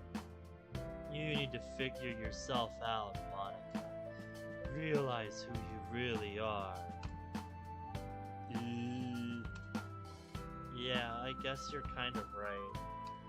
But hey! Grab my empty glass and raise it in the air. Cheers to the literature club, huh? And to the unexpected. Cheers. Clink. We pretend to drink. At least I think we pretend. I genuinely forgot I didn't have anything to drink. Oh. Oops. Hey. Do you mind if I stay over tonight? Yeah, it's probably not good to have a drunk woman wandering the streets, at like midnight. Because that's not, excuse me. Because that's just a terrible idea for everyone involved. It's a long way home. It's very late now. Of course you can stay. I think I'm gonna knock out right here. Yuri suddenly slumps over in the couch and lightly snores. Wow, you fall asleep fast. I'm jealous. I wish I could fall asleep that fast. But I'm feeling kind of sleepy too. Before I know it, my eyes slowly close themselves, and I drift off to sleep.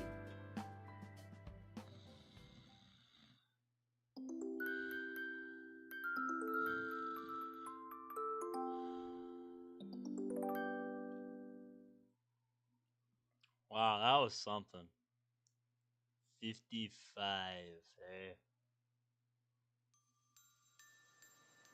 Uh-oh. What's happening? I slowly open my eyes and realize I'm laying on the floor. Place my hand over my head to try and console the splitting headache I have. Oh, yep, now she's gonna learn what hangover is. What? I'm at school? I pick myself up and slowly realize that I must be dreaming again. I stop in my tracks when I feel an ominous feeling in the air. Something is wrong here. Something feels off. Excuse me. I can't really describe the feeling. The best way I can put it is that I know the area I'm in feels familiar, yet it also feels foreign, like I'm not supposed to be here. I slowly walk forward, down the hallway I know so well. Peering into each room, I find that each one is completely empty. There are no desks, no cubby holes, no chalkboards, nothing. I look forward and try to discern any... Really something, isn't she? I quickly hide behind a wall. Her pounds against my chest as I immediately recognize the voice that's speaking. What the?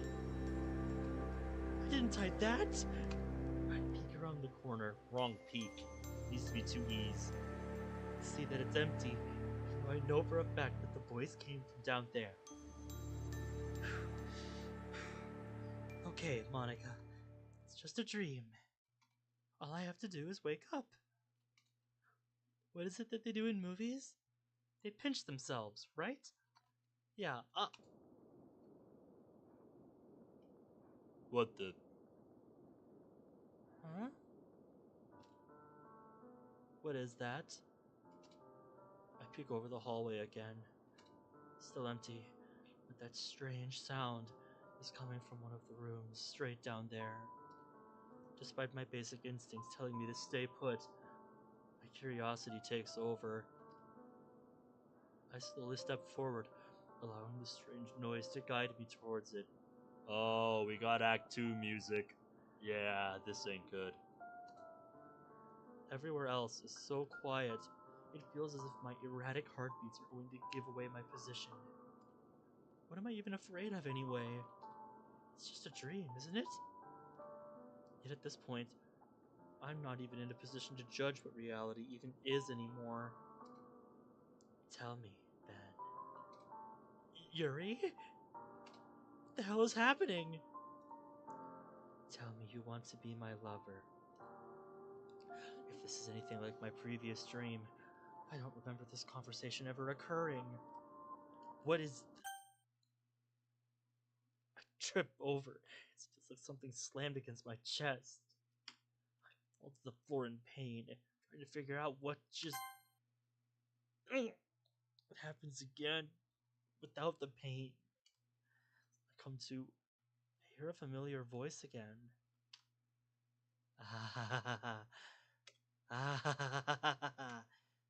What the hell is this? Oh, now you're seeing what we went through. I shakily get up and...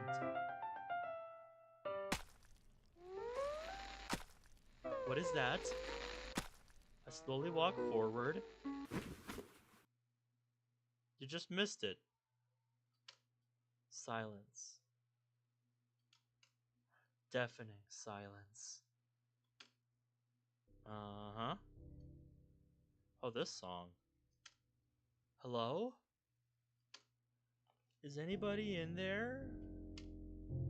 Yuri? Is that you? My hands are shaking violently as I reach for the clubroom door. I slide it open and... Yeah. Did you not know this happened in the base game? Well, I guess this version of Monica maybe didn't. What the... Oh God! Yuri! Oh. I rush over and immediately place my hands on her wounds. Ah! Yuri! Yuri! I jolt upright.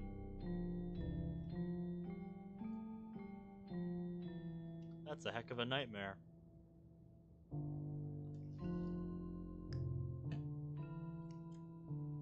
I wonder if you ever had nightmares like that up there on my upper monitor.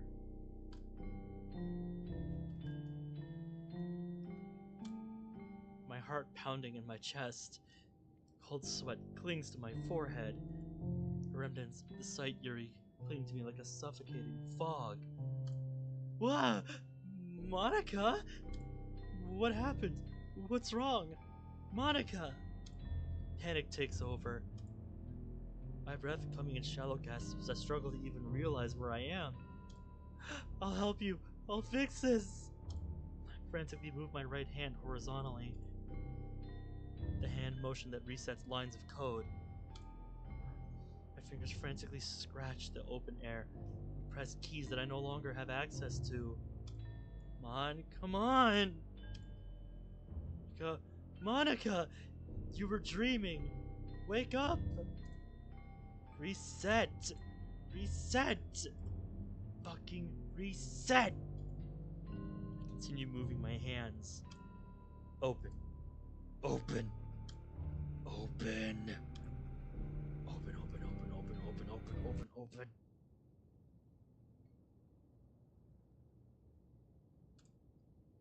Monica? I rush over to Yuri and wrap my arms around her. Oh God. Oh God, Yuri. Is that what I was going to do to you? I'm sorry. I'm sorry. I'm sorry. It's okay, Monica. It was only a dream. I'm right here. I'm okay. Here, follow me to the couch. Oh my God, Yuri, give Monty a hug. Monty needs a hug after that nightmare. That's it. Just focus on taking deep breaths. Yeah, there you go. My fingers. What's wrong with your fingers? They're numb. I can't feel them. It's okay. Just focus on your breathing. I'm right here. May I touch your shoulder?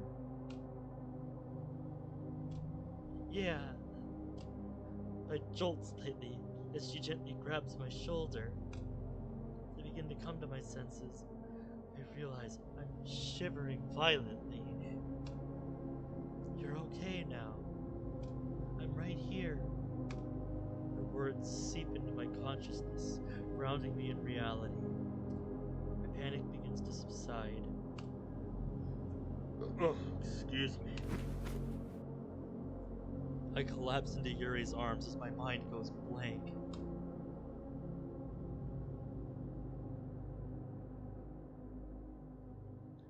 Damn.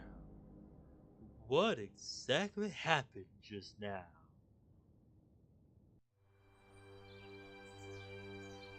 Why do I hear intense music?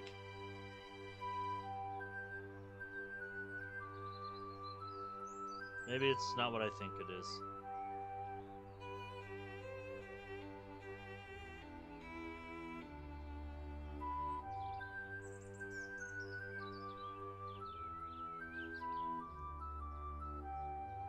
I'm not sure I see it the same way, Dave. I'm not sure I see it the same way. I kick around a pebble while waiting up for Sayori. I keep thinking about yesterday. It was good, wasn't it? I'm not really sure if I made a mistake telling her how I felt again. Even though I've been telling myself that I'm starting to understand that Sarah genuinely feels worse when people worry about her, I still go around and essentially, hey, I'm still not worried sick about you. Jeez, Ben. You suck at this stuff. We're working on it, okay? Hey! My negative thought patterns are broken. The bundle of sunshine shows up. She has a way of doing that. Morning. Ready to get going? Ready. Did you finish up your poem for today? Pat my back with much enthusiasm. Yes, ma'am. I think it came out quite good. Yours? Yup, I think mine came out good too.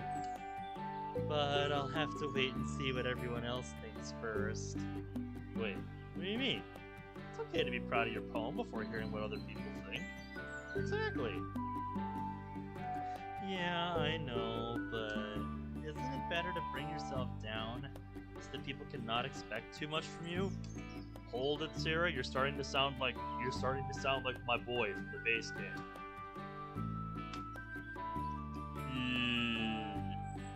No? I mean, when you put it like that, I'm guilty of that too. Thank you. I'm glad he realizes that. Great, you understand me then. Come on, let's get going. Wait, you... I laughed to myself as Sarah interlocks her arm with mine and pulls me along. It's been a while since she's done that, so I guess that's a good sign that things are getting better. Let's hope. Whose is that? Is that your phone or mine? It's mine. Can you grab it for me? It's in my bag. She turns slightly around and allows me to reach into her bag for a vibrating phone. Huh. It's Yuri. I hand Sarah the phone and she answers. Hello? Alright, Dave, you have a good day at work. I have the feeling we're either about to have a nice conversation with Yuri or something big is about to happen. Nope, I'm just with Ben. We walk into class together. Did something happen? Here we go. Moment of truth. That face says it all. Is she okay? I raise an eyebrow to show curiosity, but she keeps me in the dark. Oh. Could you tell her that it's okay? I want her to rest. As Yuri's conversation continues, I try and put two and two together. Clearly Yuri is calling on behalf of someone else. There's only two possibilities on who that could be. Natsuki or Monica. I playfully lean in to try and listen, but Yuri actually moves back and gives me a stern look. It's pretty serious, huh? Apparently. Yeah, just tell her to take it easy. Don't worry about the club. I can handle it. Well, that confirms it. Okay, bye. She hangs up the call and looks back at me. What was that all about? was nothing. I'll tell you about it later. Sure didn't sound like nothing. Let's just get to class now, okay? Okay. Sarah and I walked to our respective classes as usual. She's pretty silent the whole way through. Clearly whatever happened is on her mind now. But it's probably something personal, either Natsuki or Monika, so I can't really pester her about it. Guess the best I can do is go about my day as normal. Yep. Sarah and I meet up at the cafeteria for the first time in about a week. We point out an empty table and walk over to it. Not sure why I'm feeling extra hungry today. I ate a pretty decent breakfast. Really? What did you have? Some salmon, steamed rice, and miso soup. Ooh, sounds yummy. My mom made me some tamagoyaki.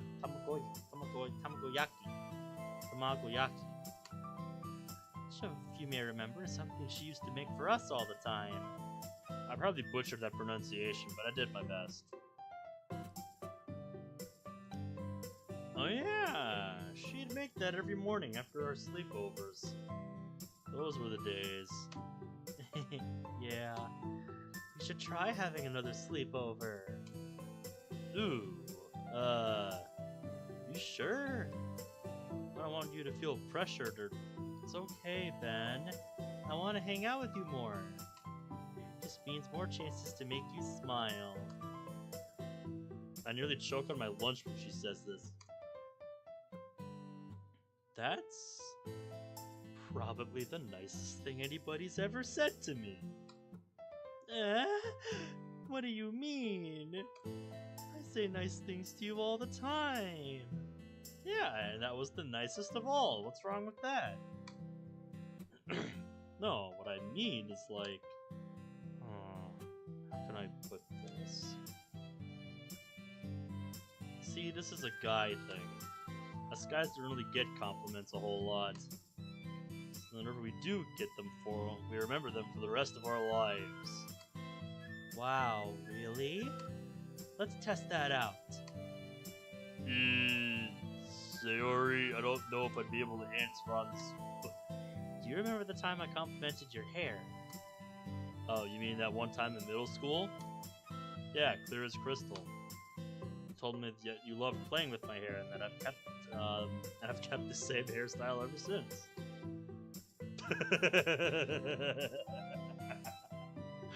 Yeah, just answered his own question. Amazing. Sarah's shocked expression has only made me realize how embarrassing this actually is. But it's true. I think I remember every single time Sarah has complimented me. Kyoto, hello! Welcome to stream. How the heck are you, dude? Whoa! That's amazing! I never knew you remembered that. Aw, that's adorable, Ben. Sarah reaches her hand over to run it through my hair. No, wait! Sayori! Too late. Wait. That feels really nice for some reason.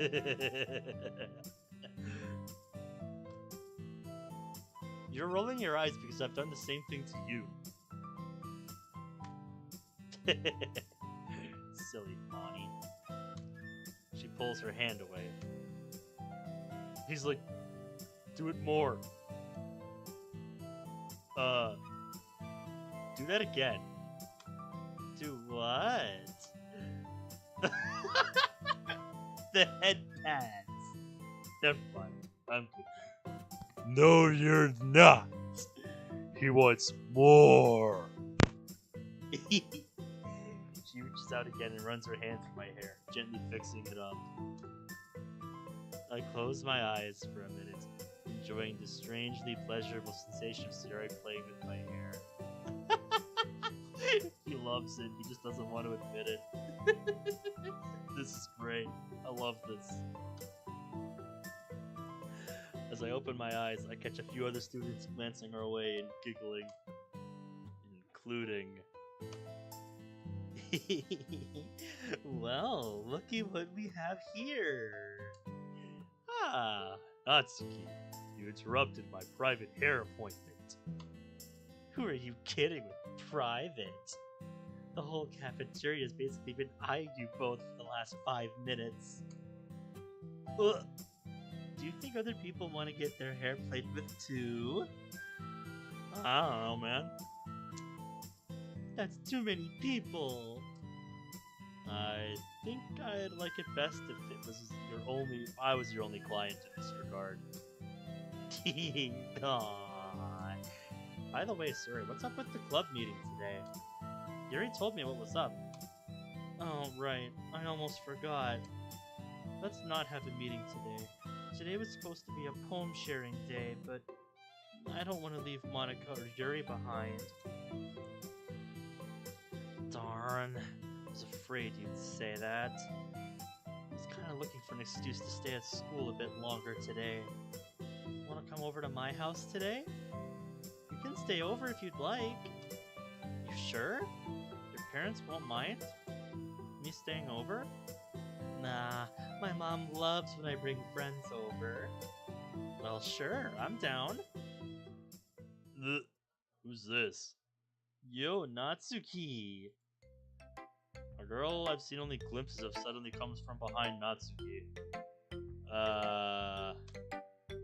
Where have you been? We haven't seen you in a while. Yeah, I have a feeling I know who you are. Sayori, Ben, this is a friend of mine. Hello, I'm Sayori. Nice to meet ya. I only wave and give her a friendly smile. Right, how rude of me. Didn't mean to interrupt you guys. Are these your new literature club buddies? Yeah, what do you want? The tension in the air thickens incredibly quickly. Hey now, no need to get feisty on me. I just wanted to see who you ended up hanging out with. Are you guys all master writers or something? I'm actually the vice president of the club. Oh, vice president, huh? Natsuki, you're really on the up and up with these guys, aren't ya? That would be cool to see this mod get a Russian translation.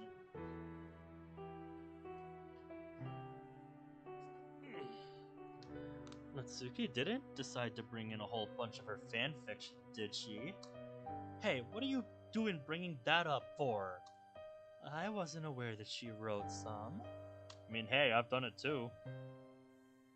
Oh? You mean you didn't actually bring that up in your club? I would have thought it's, like, perfect for that. She's a great writer, you know. The fanfiction she showed us was hilarious. I didn't plan on sharing that with you guys. Not yet, at least. Also, they were meant to be serious stories, you know. Well, yeah, but it doesn't change the fact that it was funny. Hell, it was so serious that it actually came full circle and I couldn't take it seriously. But who takes fanfiction that seriously anyway? Jeez, did she really have to say that? I mean, fanfiction doesn't have the best reputation, but it seems a little harsh. Yeah, I mean... I'm not really that big into reading a lot of fanfiction myself. Like, I don't go out of my way to look it up unless I find one that's particularly interesting to me. But yeah, it's like, you can see why Natsuki ditched this group.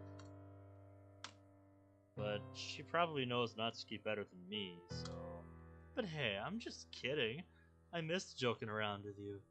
Why don't you hang out with us anymore?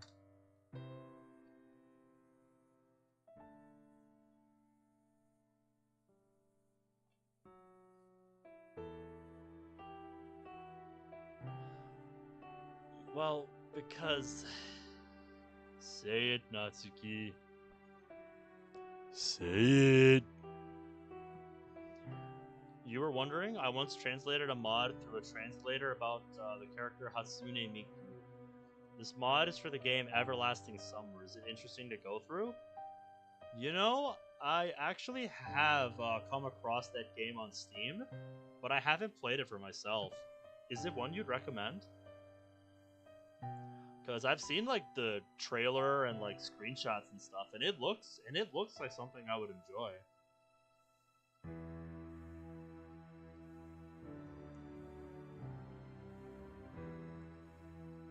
Here, let me.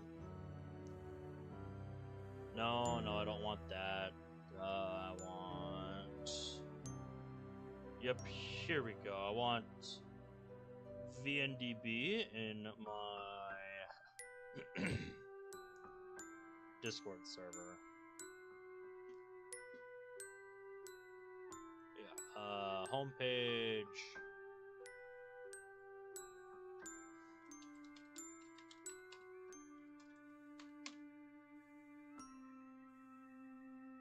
Let's see, is that it?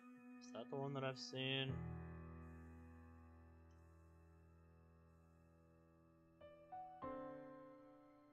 Might not be the one that I've seen on Steam. It looks like a different one.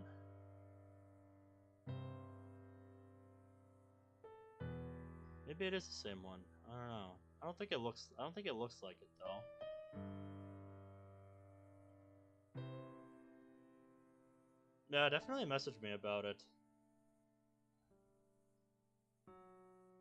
Here, let me boot up Steam. So I was gonna say, I can pull that one up.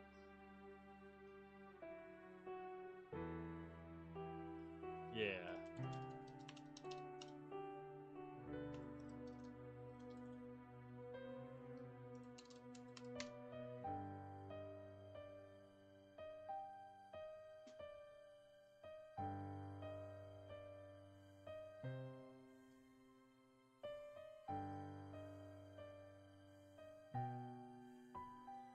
Alright, let me go to OBS here. Late game window. Yeah, no, I want the browser. Is this the one you're talking about? Because, yeah, I've come across this one when searching for stuff before.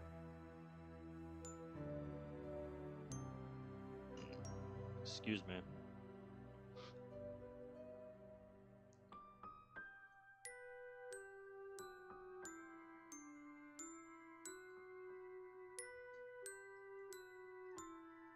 I'll keep that minimized. Let's see.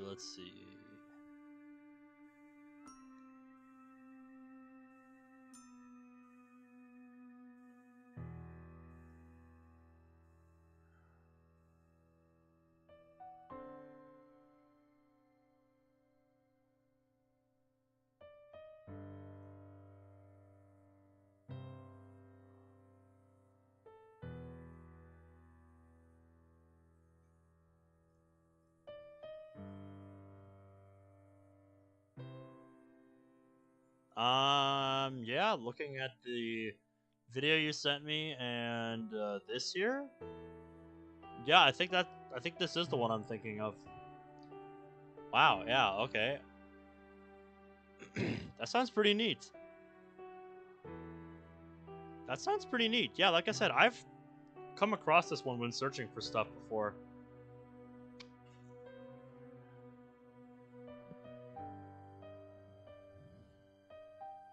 Yep.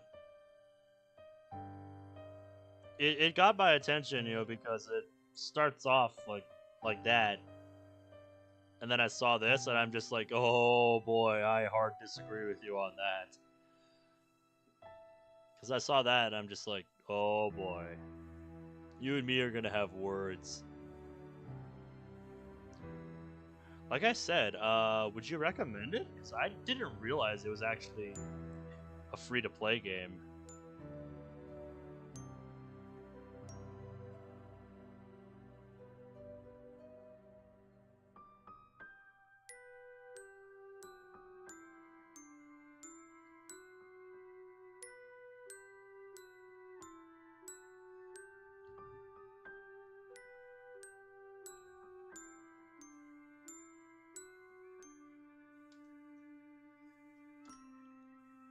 Yeah, this is, if anything, the original game. In a private message through a video walkthrough of the mod, which I wrote above. Yep, so that's one that you made, eh? That's pretty cool. It's pretty cool, I have to say. And hey, that looks like you that just joined the server. Welcome aboard, mate.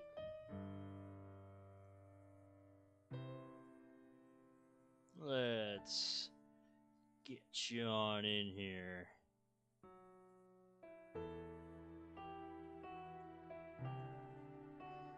Hey, what's up, Zach?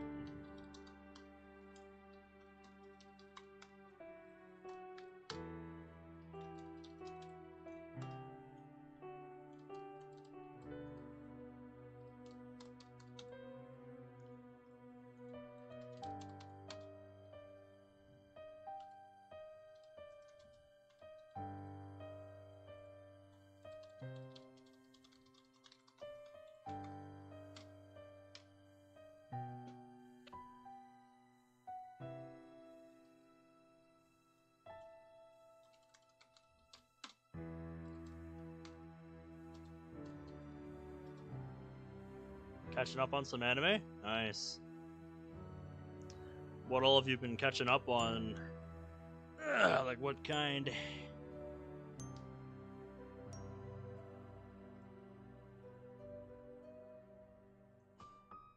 Like how you're like, fine.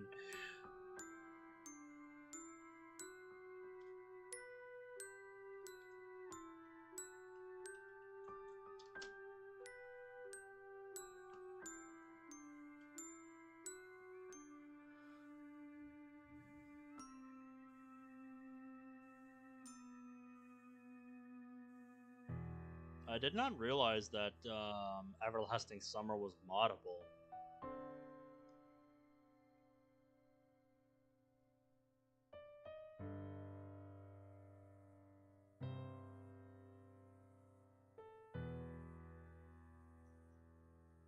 It's pretty neat.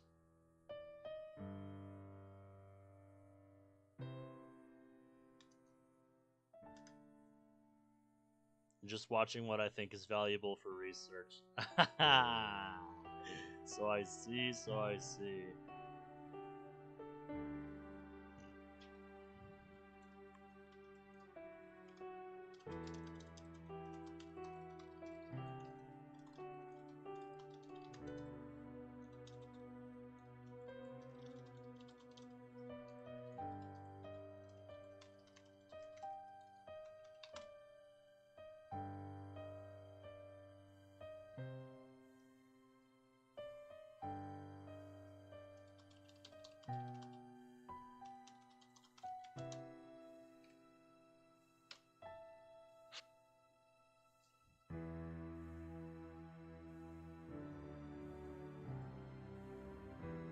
Alright, let's get back into things here. Anyway, as I was saying, Natsuki. Say it. Oh, I get it. You're in your fancy grown-up literature club now. Just so you're too grown up for us. Is that it? Since when did joining the literature club make you grown up? Nothing. She's just trying to provoke a reaction out of Natsuki. Or is she implying that being part of it makes us arrogant snobs or something? You know that's not true. Then come back. We miss having you around. You miss having her around so you can poke fun at her. You and your cute little plushies you used to bring. Natsuki's friend glances at me and Sayori. You believe people are into that stuff? So childish. I mean, hey, I've got like 4 plushies on my bookshelf, so say what you want. She suddenly jumps up and looks surprised. Ah, not that I'm saying you're childish, Nat. It can just be kind of weird to see someone that isn't a kid walk around with those. You don't take them to the club, do you? Is cute stuff like that allowed? She asks this in a pretty condescending way. It's actually starting to get on my nerves. Before I say anything though, Sari furrows her brow and looks very annoyed. Can I say something? Hmm? What's up, Miss Vice President? Did you ever stop and really think about why Natsuki slowly stopped hanging around you guys? Did you guys ever truly think to yourselves, gee, I sure wonder why Natsuki stopped hanging out with us after we belittled her all the time? It's none of my business, but how can you expect Natsuki to go back with you guys if the first conversation you have with her in nearly 2 weeks is so condescending?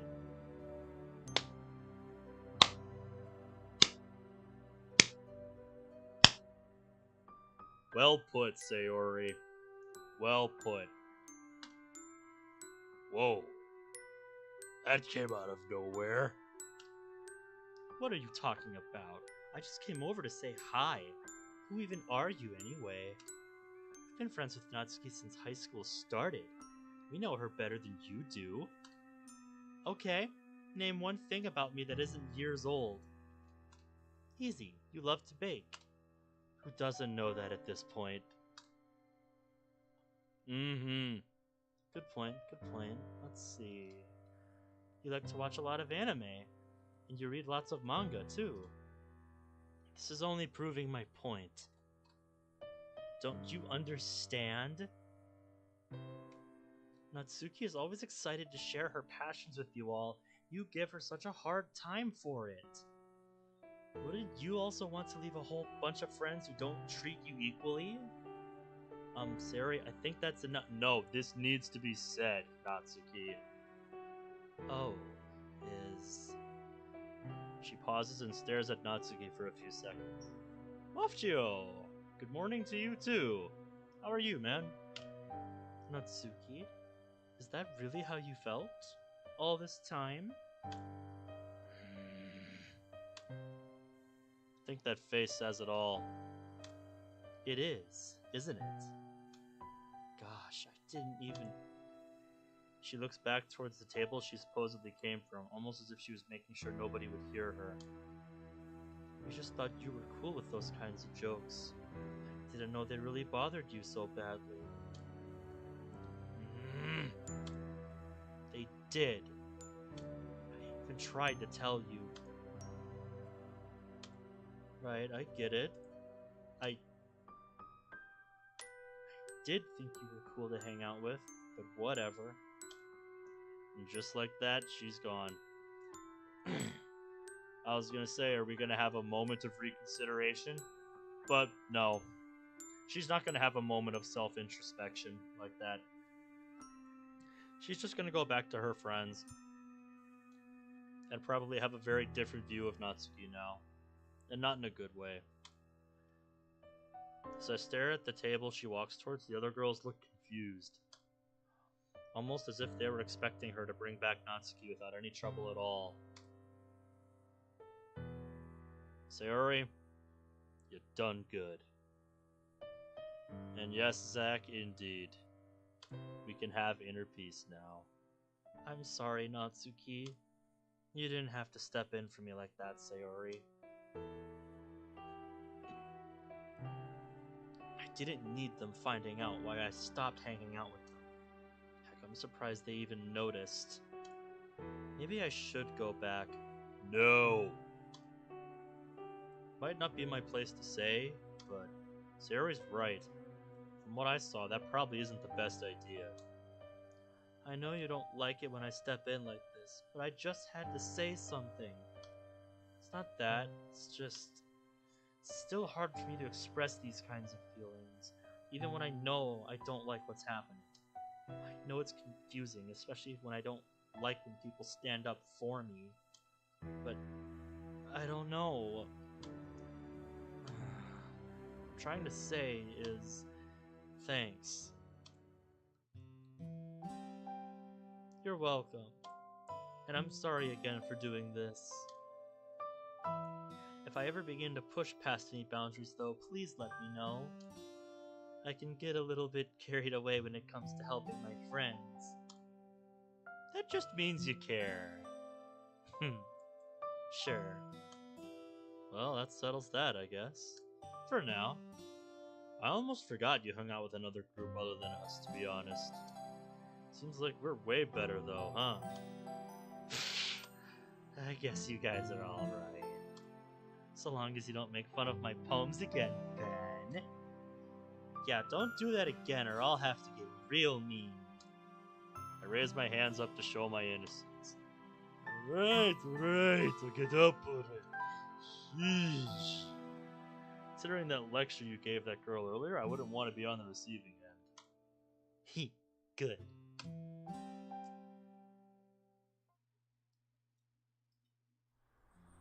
Later. The rest of the school day progresses as normal. I was given some assignments as well as some makeup work for the weekend, and that was about it. I wasn't lying when I told Suri that my grades were improving, but it'll still take some time. Yeah, Rome wasn't built in a day, don't you know? It's gonna take time to fix this shit, man. Just gotta keep at it. Natsuki went home first, probably to change out of her uniform. Meanwhile, Sarah and I are hanging out in the same spot we were yesterday, just talking. Hey, wouldn't you be more comfortable in another outfit? What do you mean? Well, I'm gonna head inside to go change anyway, so I don't want you to be out here waiting up for me. Oh, that's what you meant. I guess details like that can go over Sayori's head. I'm definitely guilty of that. Yeah, I actually have a new outfit to show you. I bought it at the mall yesterday. Oh yeah, I remember that little shopping excursion that I think that you, Yuri, and Natsuki went on. Sweet, looking forward to it. Oh hey, look at you. Hoodie Sayori. Heck yeah. I direct my gaze to Sayori's new outfit. She's donning a cozy-looking sweater that seems to hug her frame just right. It's a weird way to think of it, isn't it? Yep. World of Dreams hoodie. You don't need to stare so long. It's just a basic sweater. Hey, you can still look good in something simple, can't you? Exactly. I guess you're right. I'm glad you like it. Not sure why seeing Suri in just a sweater gives me a funny feeling in my stomach. Well, it just looks right. She just looks good in red. She looks good in it, that much is true. Why do I feel shy around her now? Starting to make sense. It's all starting to set in. It's gotta be some weird combination of seeing her in an outfit that seems to be showing off more of her authentic side and her being more comfortable with me. Or maybe I'm just overthinking it. Or maybe you have what's called butterflies in your tongue. Whenever someone says exactly fast, I think someone says my name. Oof. Either way, she looks adorable. So, when did Natsuki say she was coming over? I'm not too sure, but probably soon. She doesn't live too far from us. Right. I assume I'm not invited to this little hangout? Well, don't say it like that. You'll make me feel bad. Not what I meant to do. Sorry. Guess I just, should be careful with my words here. Just wanted to hang out with you a bit more. Just us, you know? Yeah. Real smooth there, buddy. Real smooth. Text you when you can come over. You sure? Of course. I want to hang out with you too. But you know how Natsuki can get. She doesn't like when boys interrupt girls' nights. Right. I'm not sure why I suddenly started thinking back to the days we already saw Natsuki and I together. It's something I've been able to put out of my mind for a while, but now it's coming back in droves. Probably because you talked about it with Natsuki the other day. That's just a thought, Nate. Just a thought.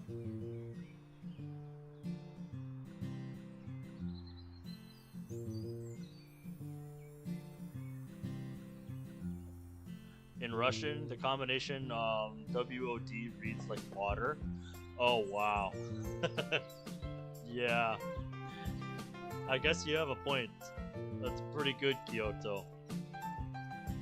Is there some unresolved guilt here that I have to deal with? Should I even apologize for something like that? Bringing it up now seems like a horrible idea. Especially since I don't know if Sarah even cares about that moment. True, true.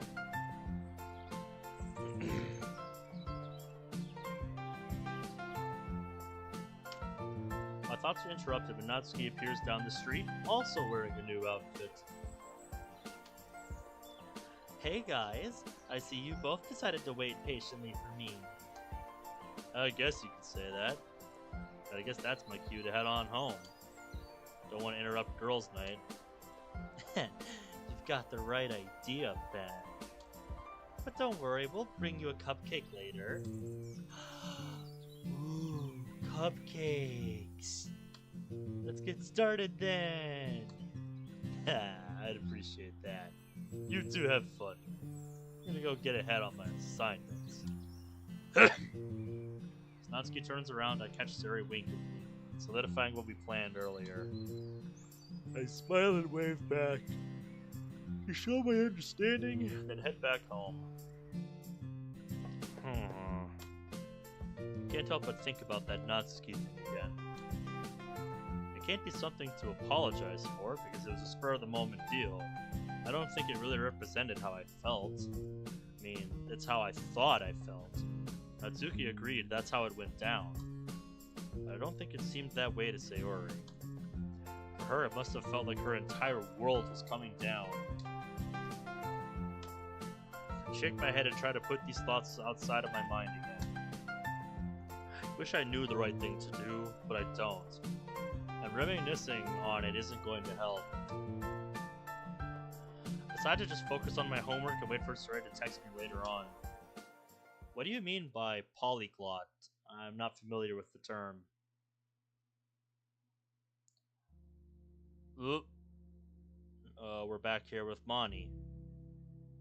She's still with Yuri at her place. I guess now the ramifications of the night of drinking she had are about to set in. I am looking forward to seeing this. A full day has passed. I've been stuck on this couch for most of the day, only getting up to use the bathroom or to eat something. Yuri hasn't left my side though. Thinking about what I saw last night still sends shivers down my spine. You didn't have to miss school for me, you know. I wanted to. It wouldn't have felt right otherwise. Oh, it means you can communicate in multiple languages. That's cool. The more you know.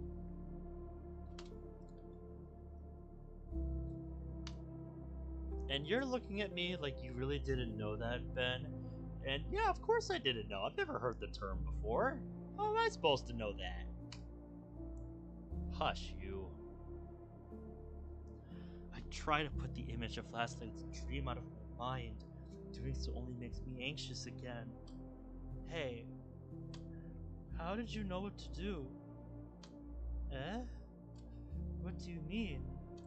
When I was having my nightmare, comforted me. I wasn't expecting you to do that. Well, who wouldn't, for a friend? Ah, I've had experiences with that in the past. I didn't really think about it. I just immediately knew what to do. That's amazing. Eh? No, it's not. It's just... it is. I sit up from the couch and heave a sigh. Everything that I've learned about you, it's wrong. Flipped upside down. I don't know what you mean.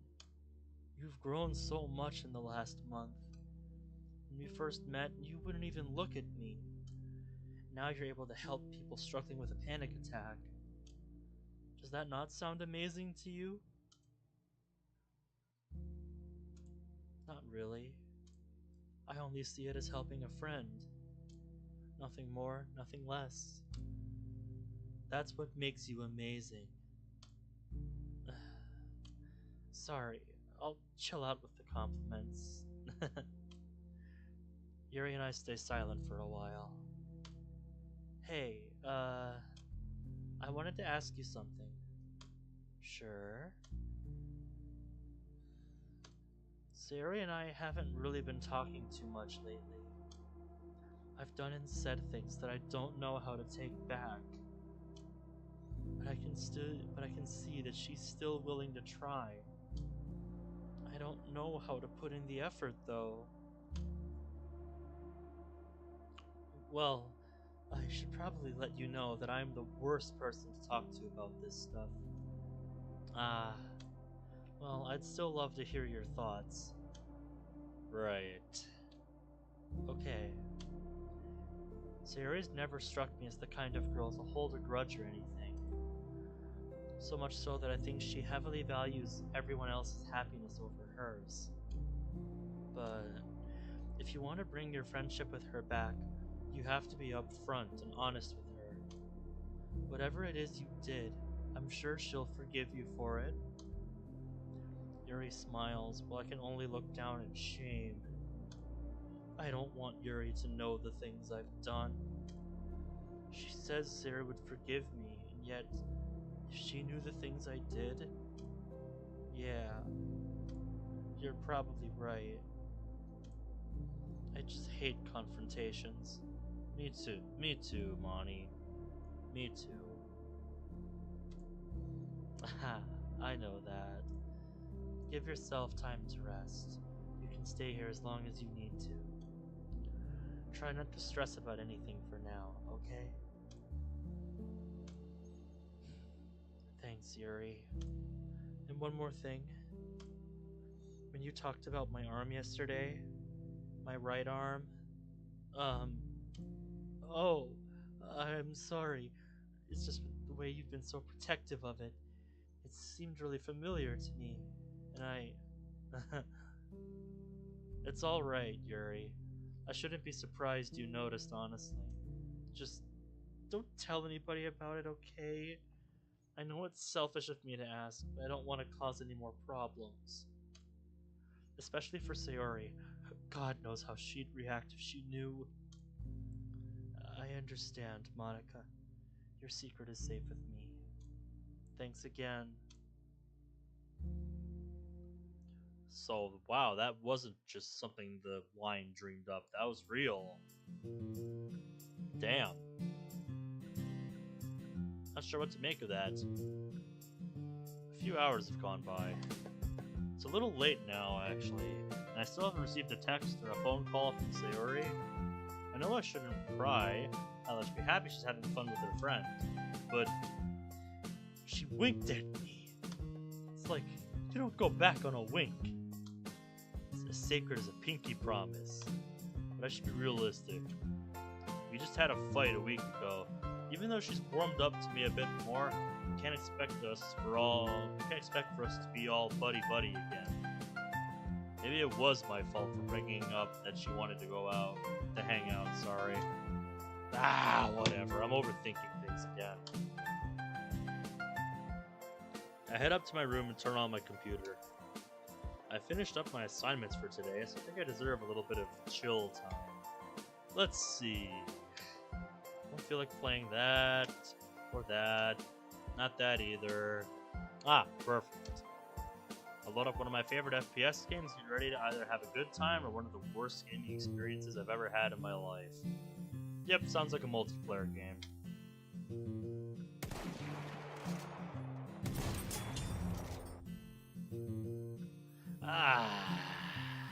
Yeah, that was fun. I feel like I've heard those exact gunshot sounds before. I'm trying to think, what game?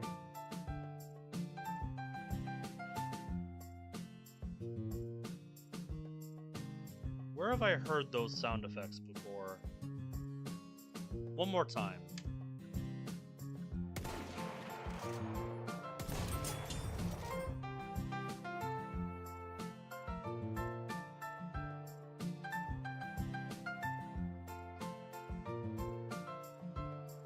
I mean, it could probably be from a number of games, but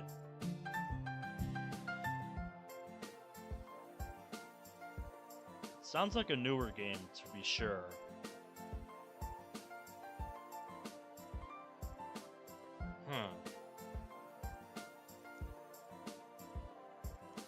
Yeah, I can't place it, but it sounds familiar. Yeah, it's almost two. It's almost a quarter after 2 in the morning here. Yeah, I've got a lot of people from overseas that watch the channel, so I'm not as surprised as you might think. You know, I've got people from Australia, from different parts of the UK, and other places.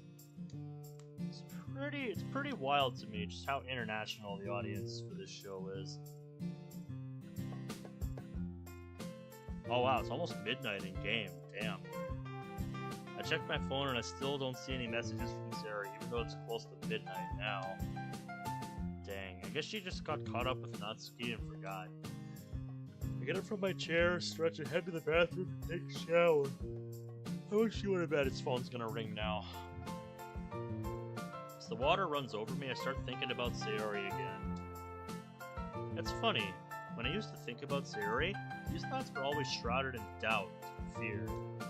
I never really trusted her, not even for a minute, though I tried my best. But now? I don't know, man. Excuse me. Oh my god, the Doritos are coming back. I feel guilty even thinking about it.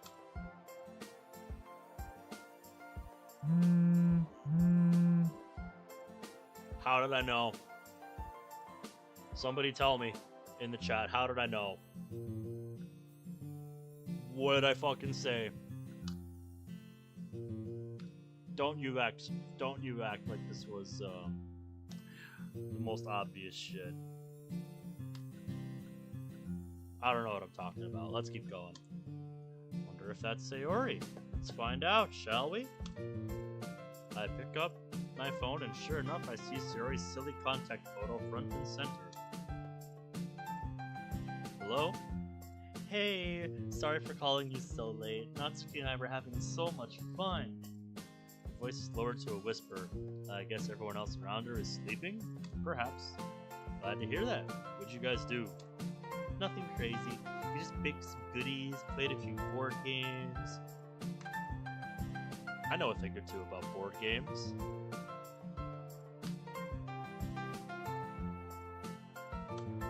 And talked about girl stuff. Hehe. Right, the ever-elusive girl talks. I bet you'd pay good money to hear even just a minute of our conversations. No. No, I really wouldn't. Oh, hey, did you still want me to come over? It is late after all. I don't want you to come if you're tired. Kidding? I've waited for this all night. Shit, did I say that out loud? Wow, Ben, you must really want to come over. Sure then. Just be very sneaky. My mom got home a few minutes ago and she's probably asleep. Natsuki is sleeping in the living room. She stayed over. Guess that shouldn't be a problem. I'll be as quiet as possible. I would have just backed out, dude. Don't worry about it. Just forget it. Great. I'll see you. Ooh! God damn it, Sayori. What did you do? Sayori? Okay there? Ow. I just slipped. I fell on my bed, though. God damn it, Sayori. Hey, don't laugh at me. It was funny, though. I'll be right there. Don't slip again. Place my phone in my pocket and go downstairs to head on over. shoots area text saying that I'm outside. I don't want to knock as to not wake anybody on accident. Hey, come on in. Just make sure to tiptoe. Got it, Captain. As Sarai shuts her bedroom door behind her, I get a bit nervous after looking at her pajamas. They're the same ones she wore the night that I found her. Even though I've spent the night at her house before, I actually haven't seen her in these since that night. I close my eyes and take a deep breath. Everything's okay, Ben. Oh, excuse me. She's right here in front of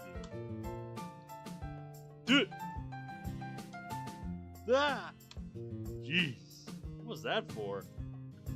You weren't saying anything, so I decided to get a closer look.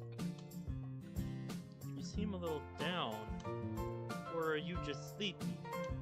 You've always been good at reading me, haven't you? It's a bit of both. What's wrong?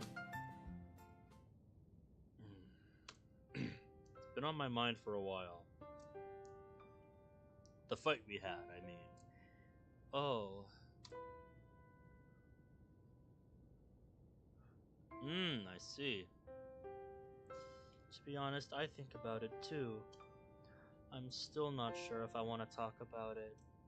It's okay, me either. But you're okay, right? I mean, yeah. Sarah walks over to her bed and sits down. She pats the area next to her, prompting me to sit there. I know you still worry about me. A lot. But I wanted you to know that I'm okay. Really. And I know that's hard for you to believe. I realize that now. But I'm trying my best for you. Thank you, Sayori. I don't know if you know how much that means to me. I want you to know that I'm trying my best for you as well. I know that you just want me to be happy, to not worry about you. That's hard to do, but I think I can be happy for you at least. I know. I can see you're trying. It's really nice to see. Of course, it gets hard sometimes. I've always wanted to ask you, doesn't it get hard trying to make everyone happy all the time? And be honest with me. Well, I kind of already did tell you. A very long time ago, in one of my poems. I think she's talking about her bottles poem? I try my hardest to remember Sayori's poems. There was her breakfast poem, her bottles poem, then her clear skies poem. Was it your bottles poem? That's what I thought. Wow, you remembered! Sweet! You got it right. Nice going, boy. I think after we're done with this in-game day, I'm going to call it a bit earlier than I normally would. Just because I have to go to the chiropractor tomorrow morning. And I actually have to get up at somewhat reasonable hours. So, yeah. That's right. I sort of revealed my feelings about making everyone happy in that poem. Oop. Didn't mean to do that. Bonked my hide chat button. There we go. There's all the messages. So, it does get tiring, doesn't it? It does.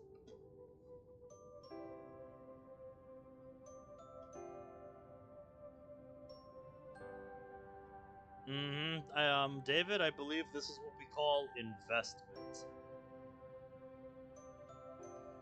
You know, just taking the time to build this stuff up like this. I think you were the one that made that video talking about Salvation Remake, wasn't it? I seem to remember you making a video about this mod. Or somebody from your server. I just want everyone around me to be as happy as they can be, especially in the club. When Monica began to act distant, I felt that it was my responsibility to make sure everyone was happy in the club. And that was hard to do, but it gave me a sense of purpose. A purpose that was only previously filled by...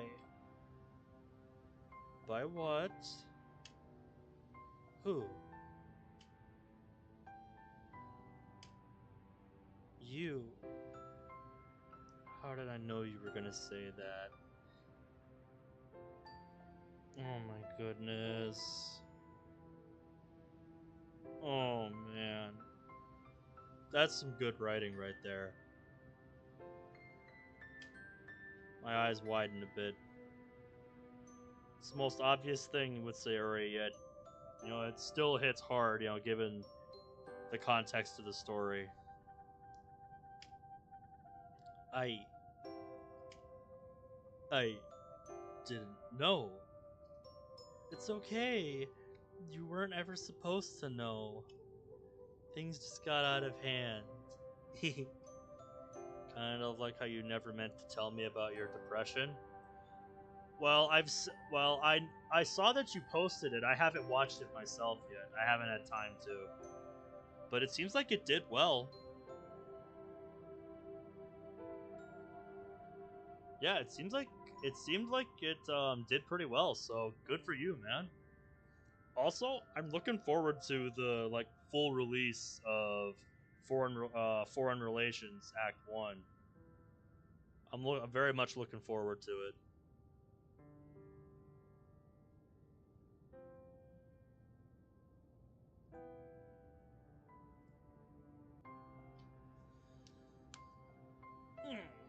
You know, I know I'm not super active in the team relations server. But that's just because I'm not really active in a lot of servers. You know, I mainly just you know in servers because I'm either you know following the mod or you know I care about the people that are in it.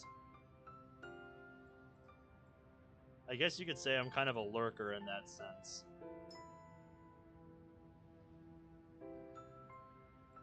But I have been following along with all of the updates and stuff you guys have been posting, and it's pretty hype. I'm looking forward to seeing how it is, you know, once it comes out in full force.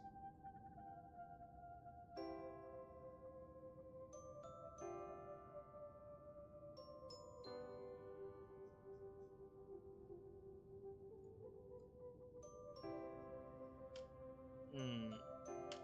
Yeah, something like that. It's really hard to be honest with my own feelings, so expressing them isn't even something I think about.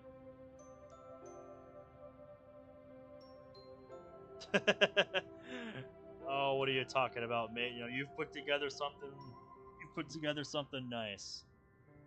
And I think people are just excited to see it. You know, they want to see what you guys have been working hard on.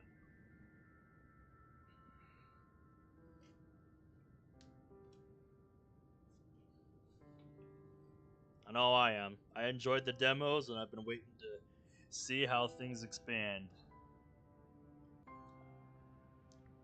Excuse me, my goodness. Again, it's those Doritos I had before stream, man. Oh my goodness. Cannot keep it down. I don't even understand what I'm feeling half the time. So I just don't bother. Right. I think I understand. It still hurts. It really, really hurts. Wish I wasn't such a burden on people. Wish I could just be a mindless happiness machine or something. I don't know. Well, if it's any consolation, I'm glad you're not a mindless happiness machine. Because that would mean the love you give to others wouldn't be genuine. Heh. But it would also mean that all of these nasty thoughts in my head would go away. We watched your stream of the extended demo and your criticisms of the lack of commas. So we on the team watched it together and took shots every time you said comma. To almost died. That's terrible.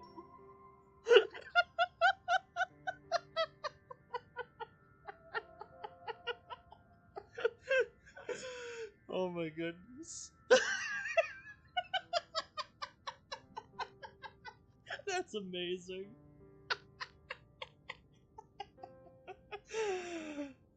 Oh my god. I bet, yeah. I would hope so. Especially after an experience like that. Oh my god.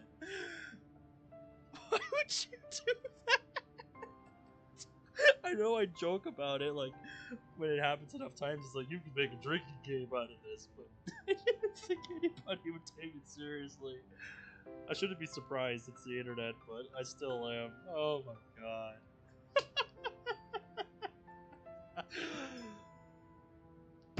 Well, at least it was fun, right?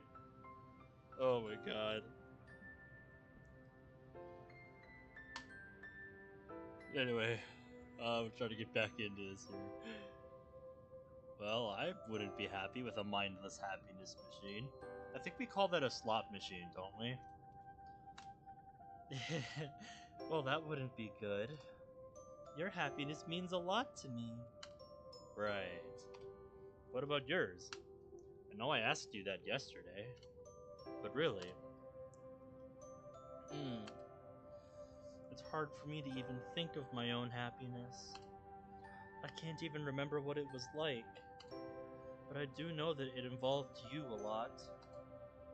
It also involved Natsuki, Yuri, and especially Monica. I guess that's why I try so hard to make sure everyone's happy. But what am I to you? To them? Am I just a dose of happiness that people only come to when they're sad?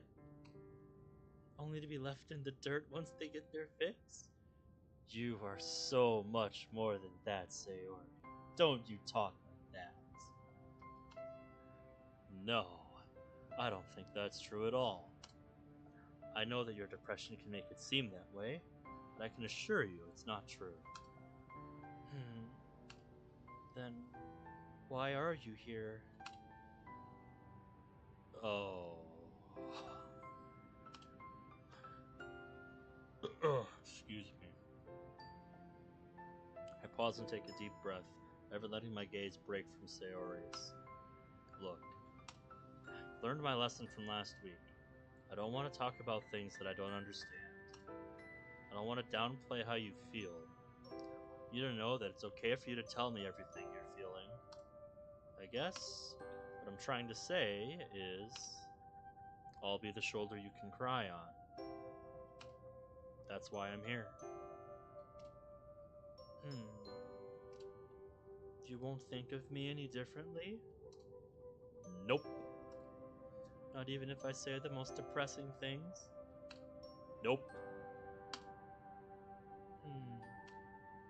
I never wanted you to know about my depression. I hated it so much. It turned me into hating myself more than I already did. Even the idea of telling you never crossed my mind. I was just always happy to see you. And I made it my goal to make you happy. Even at the cost of my own happiness. Because in my mind, that was the right thing to do. And then at some point, I must have realized that it was the last thing I'd do. Because I knew I wanted to die. I knew it was going to happen. I never saw myself living past 20 years old. Man, this just got real. This just got very real. Damn. I don't know why. I felt comforted by the idea that I just wasn't going to exist anymore.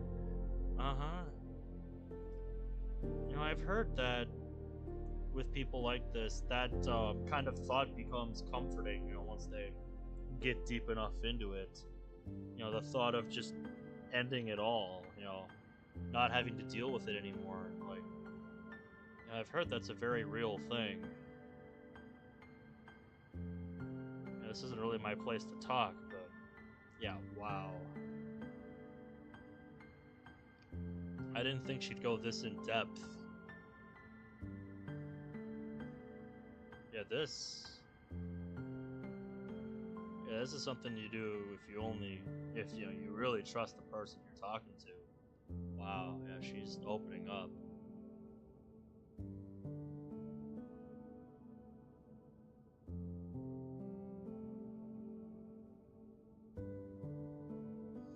Yep. It has something in common with the mod within, in that, you know, it knows how to it knows how to convey emotions very well. That's something, you know, that I would say both of those mods excelled at. That's like the closest comparison I can make from mods that I've played. Is, yeah, you know, this mod really knows, you know, how to make you feel things. Anyway, let's continue. I felt that the world would be better without me here. But that it was okay, because I made all of my friends happy. I had done what I was placed on this earth for. So then I kept wondering why I was feeling so empty.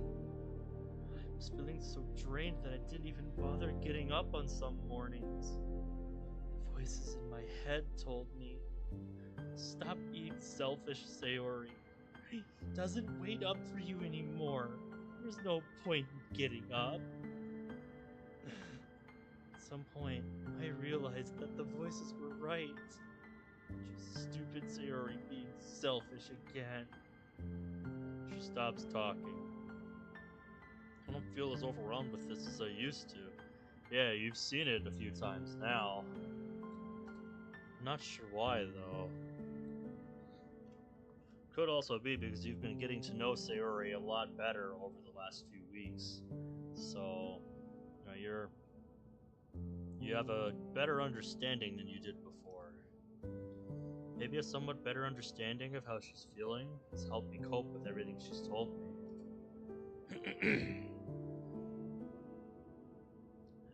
It sucks to see her like this. Hell, it hits me like a punch to the gut every time she says this stuff. Yeah, it hits like a ton of bricks. But I have to hold strong for her, or I end up with a repeat of last week.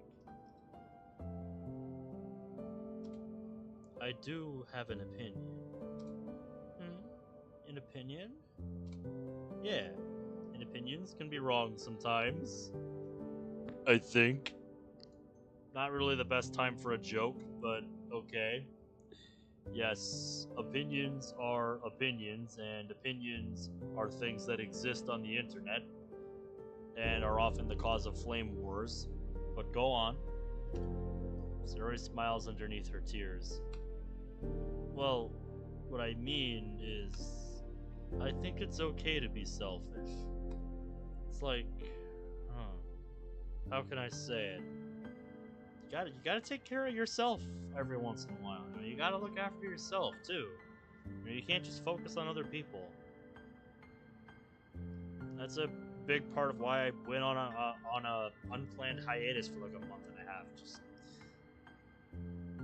you know, I felt like I was sacrificing too much, and I wasn't doing enough of what I wanted. You know, enough of, you know, what made me happy. You know, I wasn't enjoying really what I was doing. You know, a whole lot. You know, right up until the point where I went on that hiatus.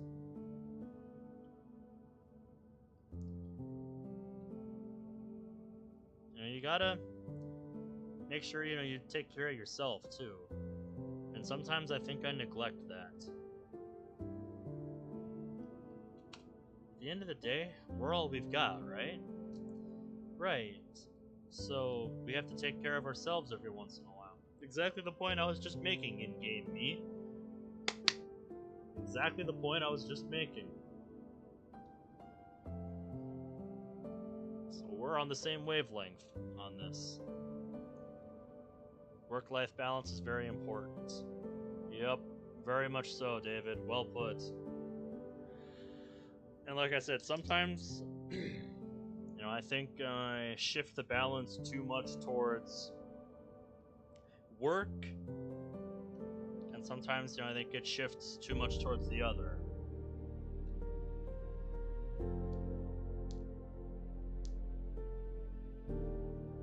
Never been good at that whole balance thing. I can get really like singular focused on stuff. It can either be a good thing or a bad thing, depending on what that thing is that, I'm like solely focused on.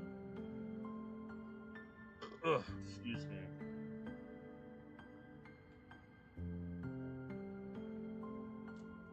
Anyway, it doesn't have to be all the time, but it's okay to think, you know what? I deserve a little bit of happiness too. Yeah, sometimes you have to treat yourself. I'll preface that by saying that this isn't something that you have to try to do. It's just something to think about. So, before I make myself look like even more of a moron, I wanted to ask you, do you have any particular causes to these types of feelings? It can be small, big, completely insignificant. Doesn't matter. I haven't mentioned it, but the side of my hand, my right hand, by my pinky and ring finger, it's been kind of cramping, when I make certain motions with it since yesterday. It's been messing me up. It sucks. It doesn't feel very good. Something I'm planning to bring up tomorrow, see if I messed something up with my hand. Playing Sonic Forces the last few days. Anyway, you don't need to know this, I'm just talking off the cuff. I just want to understand what causes these feelings to come up. That would be interesting insight to gain. I'm not sure if Sarah herself knows, though. Nothing. Sometimes it's just nothing. I'll wake up one morning and just like that, I'll feel horrible. I don't even really know if anything triggers it anymore. Uh-huh.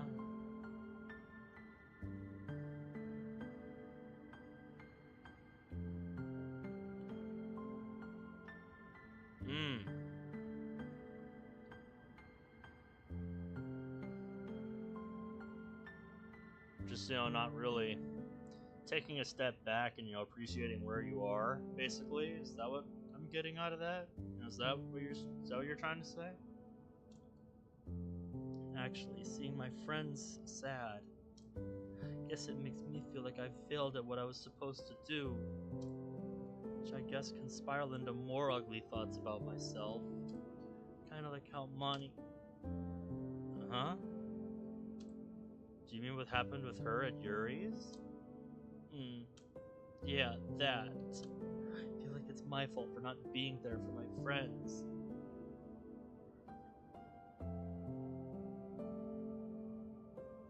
Yeah, I guess you put two and two together when you realized that it was Yuri and Monica that were absent at school.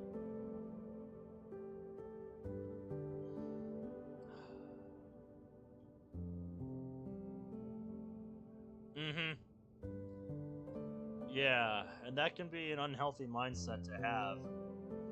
Because you're not really, taking the time to appreciate, what it is you just finished. I'm definitely guilty of that with this channel.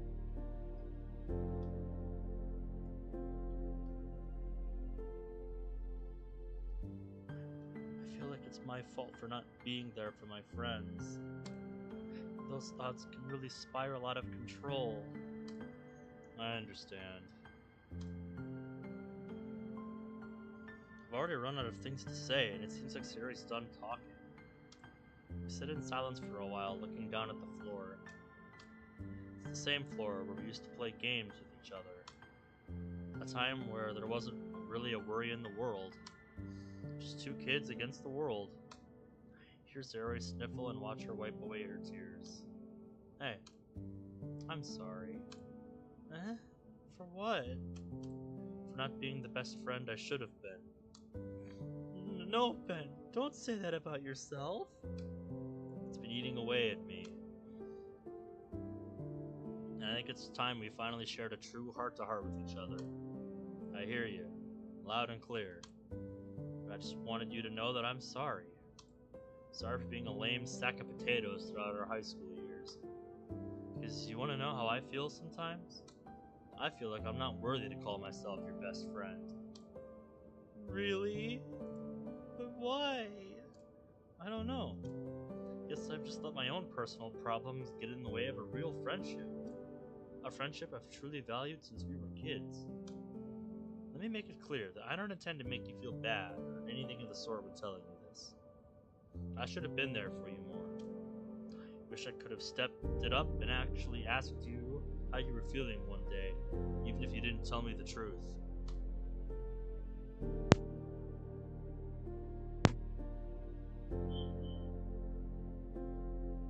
I still would have liked to try, even just a bit, but I didn't.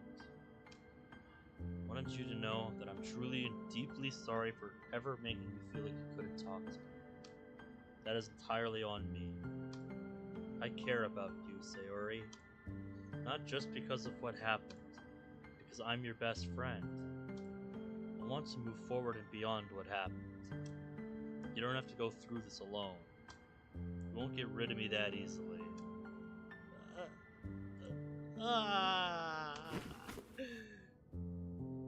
There she goes. Just do what you said you would, man. Just be her rock.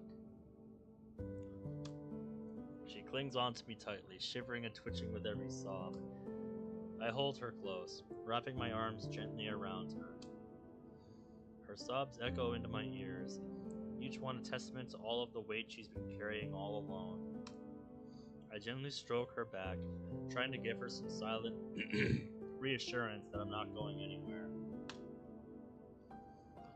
I move my hand up to her hair, stroking it gently, threading my fingers through the strands.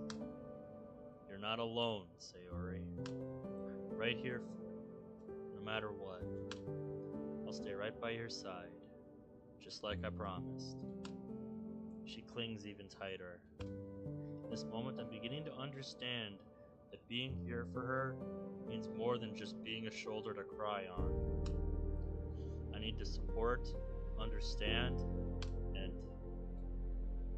and love her.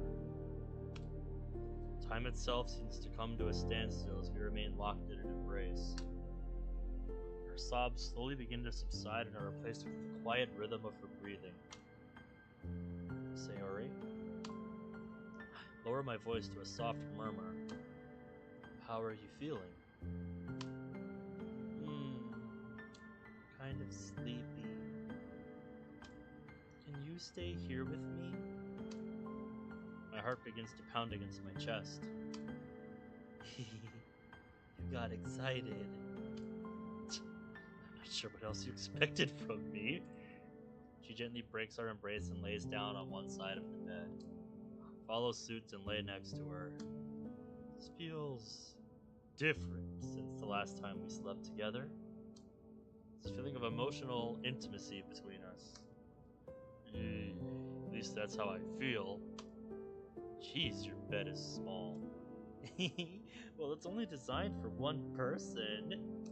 But I don't mind. Me either. The lights are still on. Oh, right. Watch this. She pulls out a funny-looking mouse plushie and tosses it across the room. Huh. Impressive. She's clearly done that hundreds, if not thousands of times. The weight of our earlier emotions seems to dissipate. Sayori turns to look at me. Even though her eyes are still red from her tears, a soft smile now plays on her lips. Your hugs are the best. Hey, hugs are kind of a two-man effort, aren't they? Besides, I had a good teacher. Aww. She giggles and scoots in a bit closer to me. You know, I've always wanted to create a new type of hug. Huh? What do you mean? Well, there's bear hugs, one-sided head, the weird awkward pat-pat hug. I think I should make up my own. Her eyes glint mischievously. I think there should be another I in there somewhere. Okay, so you're serious about this. What's your idea? Well, something that combines the comfort of a bear hug with the gentleness of a cuddle hug. I'll call it the Cuddle Bear Hug. Couldn't help but laugh at her enthusiasm. Cuddle Bear Hug, huh? I'll be your first test subject, then. She only smiles as she wraps her arms around me and lays her head on my chest. It's probably the closest we've ever been to each other, at least in bed. I'm not complaining. I feel Sari's heart beating against my body. You got excited. She playfully smacks my arm and stifles a chuckle. The room seems to fill with delicate intimacy. A shared understanding of all the unspoken emotions that are now dancing between us. As I lay here, the weight of our previous conversation still lingers in the air. Not in a bad way.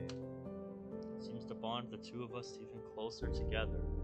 Yeah, this was a really well-written scene. There's no need for over-the-top gestures, exaggerated display of affection. The simplicity is what speaks volumes to me. Sometimes boring is exactly what you need. So, in this quiet space, feels like it once did so many years ago. Just two kids, two best friends, facing the world together, one step at a time.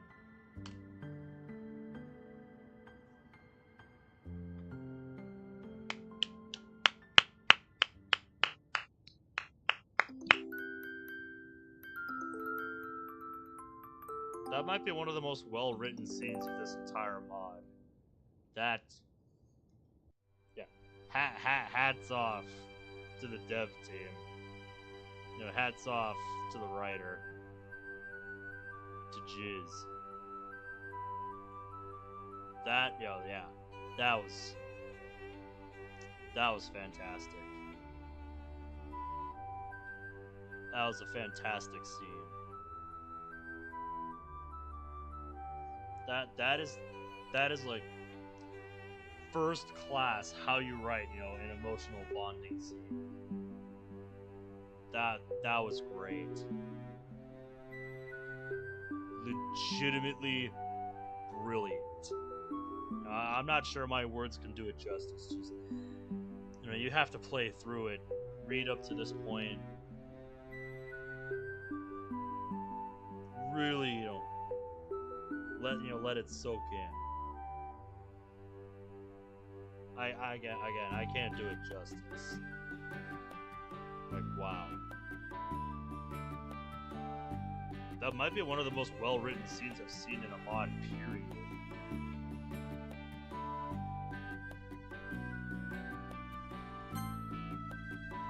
This mod is definitely climbing my rankings, that's for sure.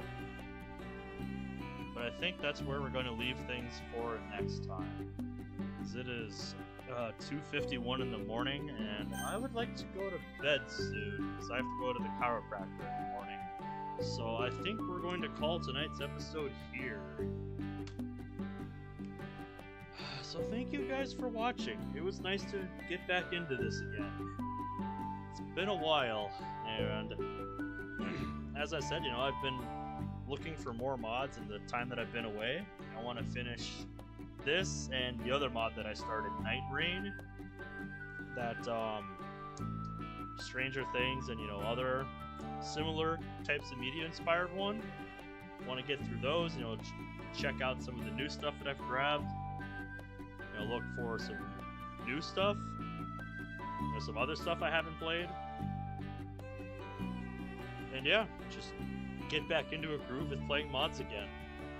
Because, you know, it's not until you play a mod like this, you know, that you remember how, you know, how great of an experience it can be. I think sometimes I take that for granted. You know, that there's, you know, nuggets of brilliance like this amidst all the other stuff. And that's, you know, not to knock other writers, other, you know, mod authors. That's not a slight against them. It's just the difference in quality is palpable. And all I can say is, you know, to inspire any aspiring dev, you know, just keep working at it. You know, keep getting, you know, keep writing. You're only gonna get better through experience. That's all I can really say to you, man. But yeah, I think I'm gonna sign off before I start, you know, rambling and talking in circles too much. So yeah, thank you all for watching, and I will see you guys next time. So until then, take care.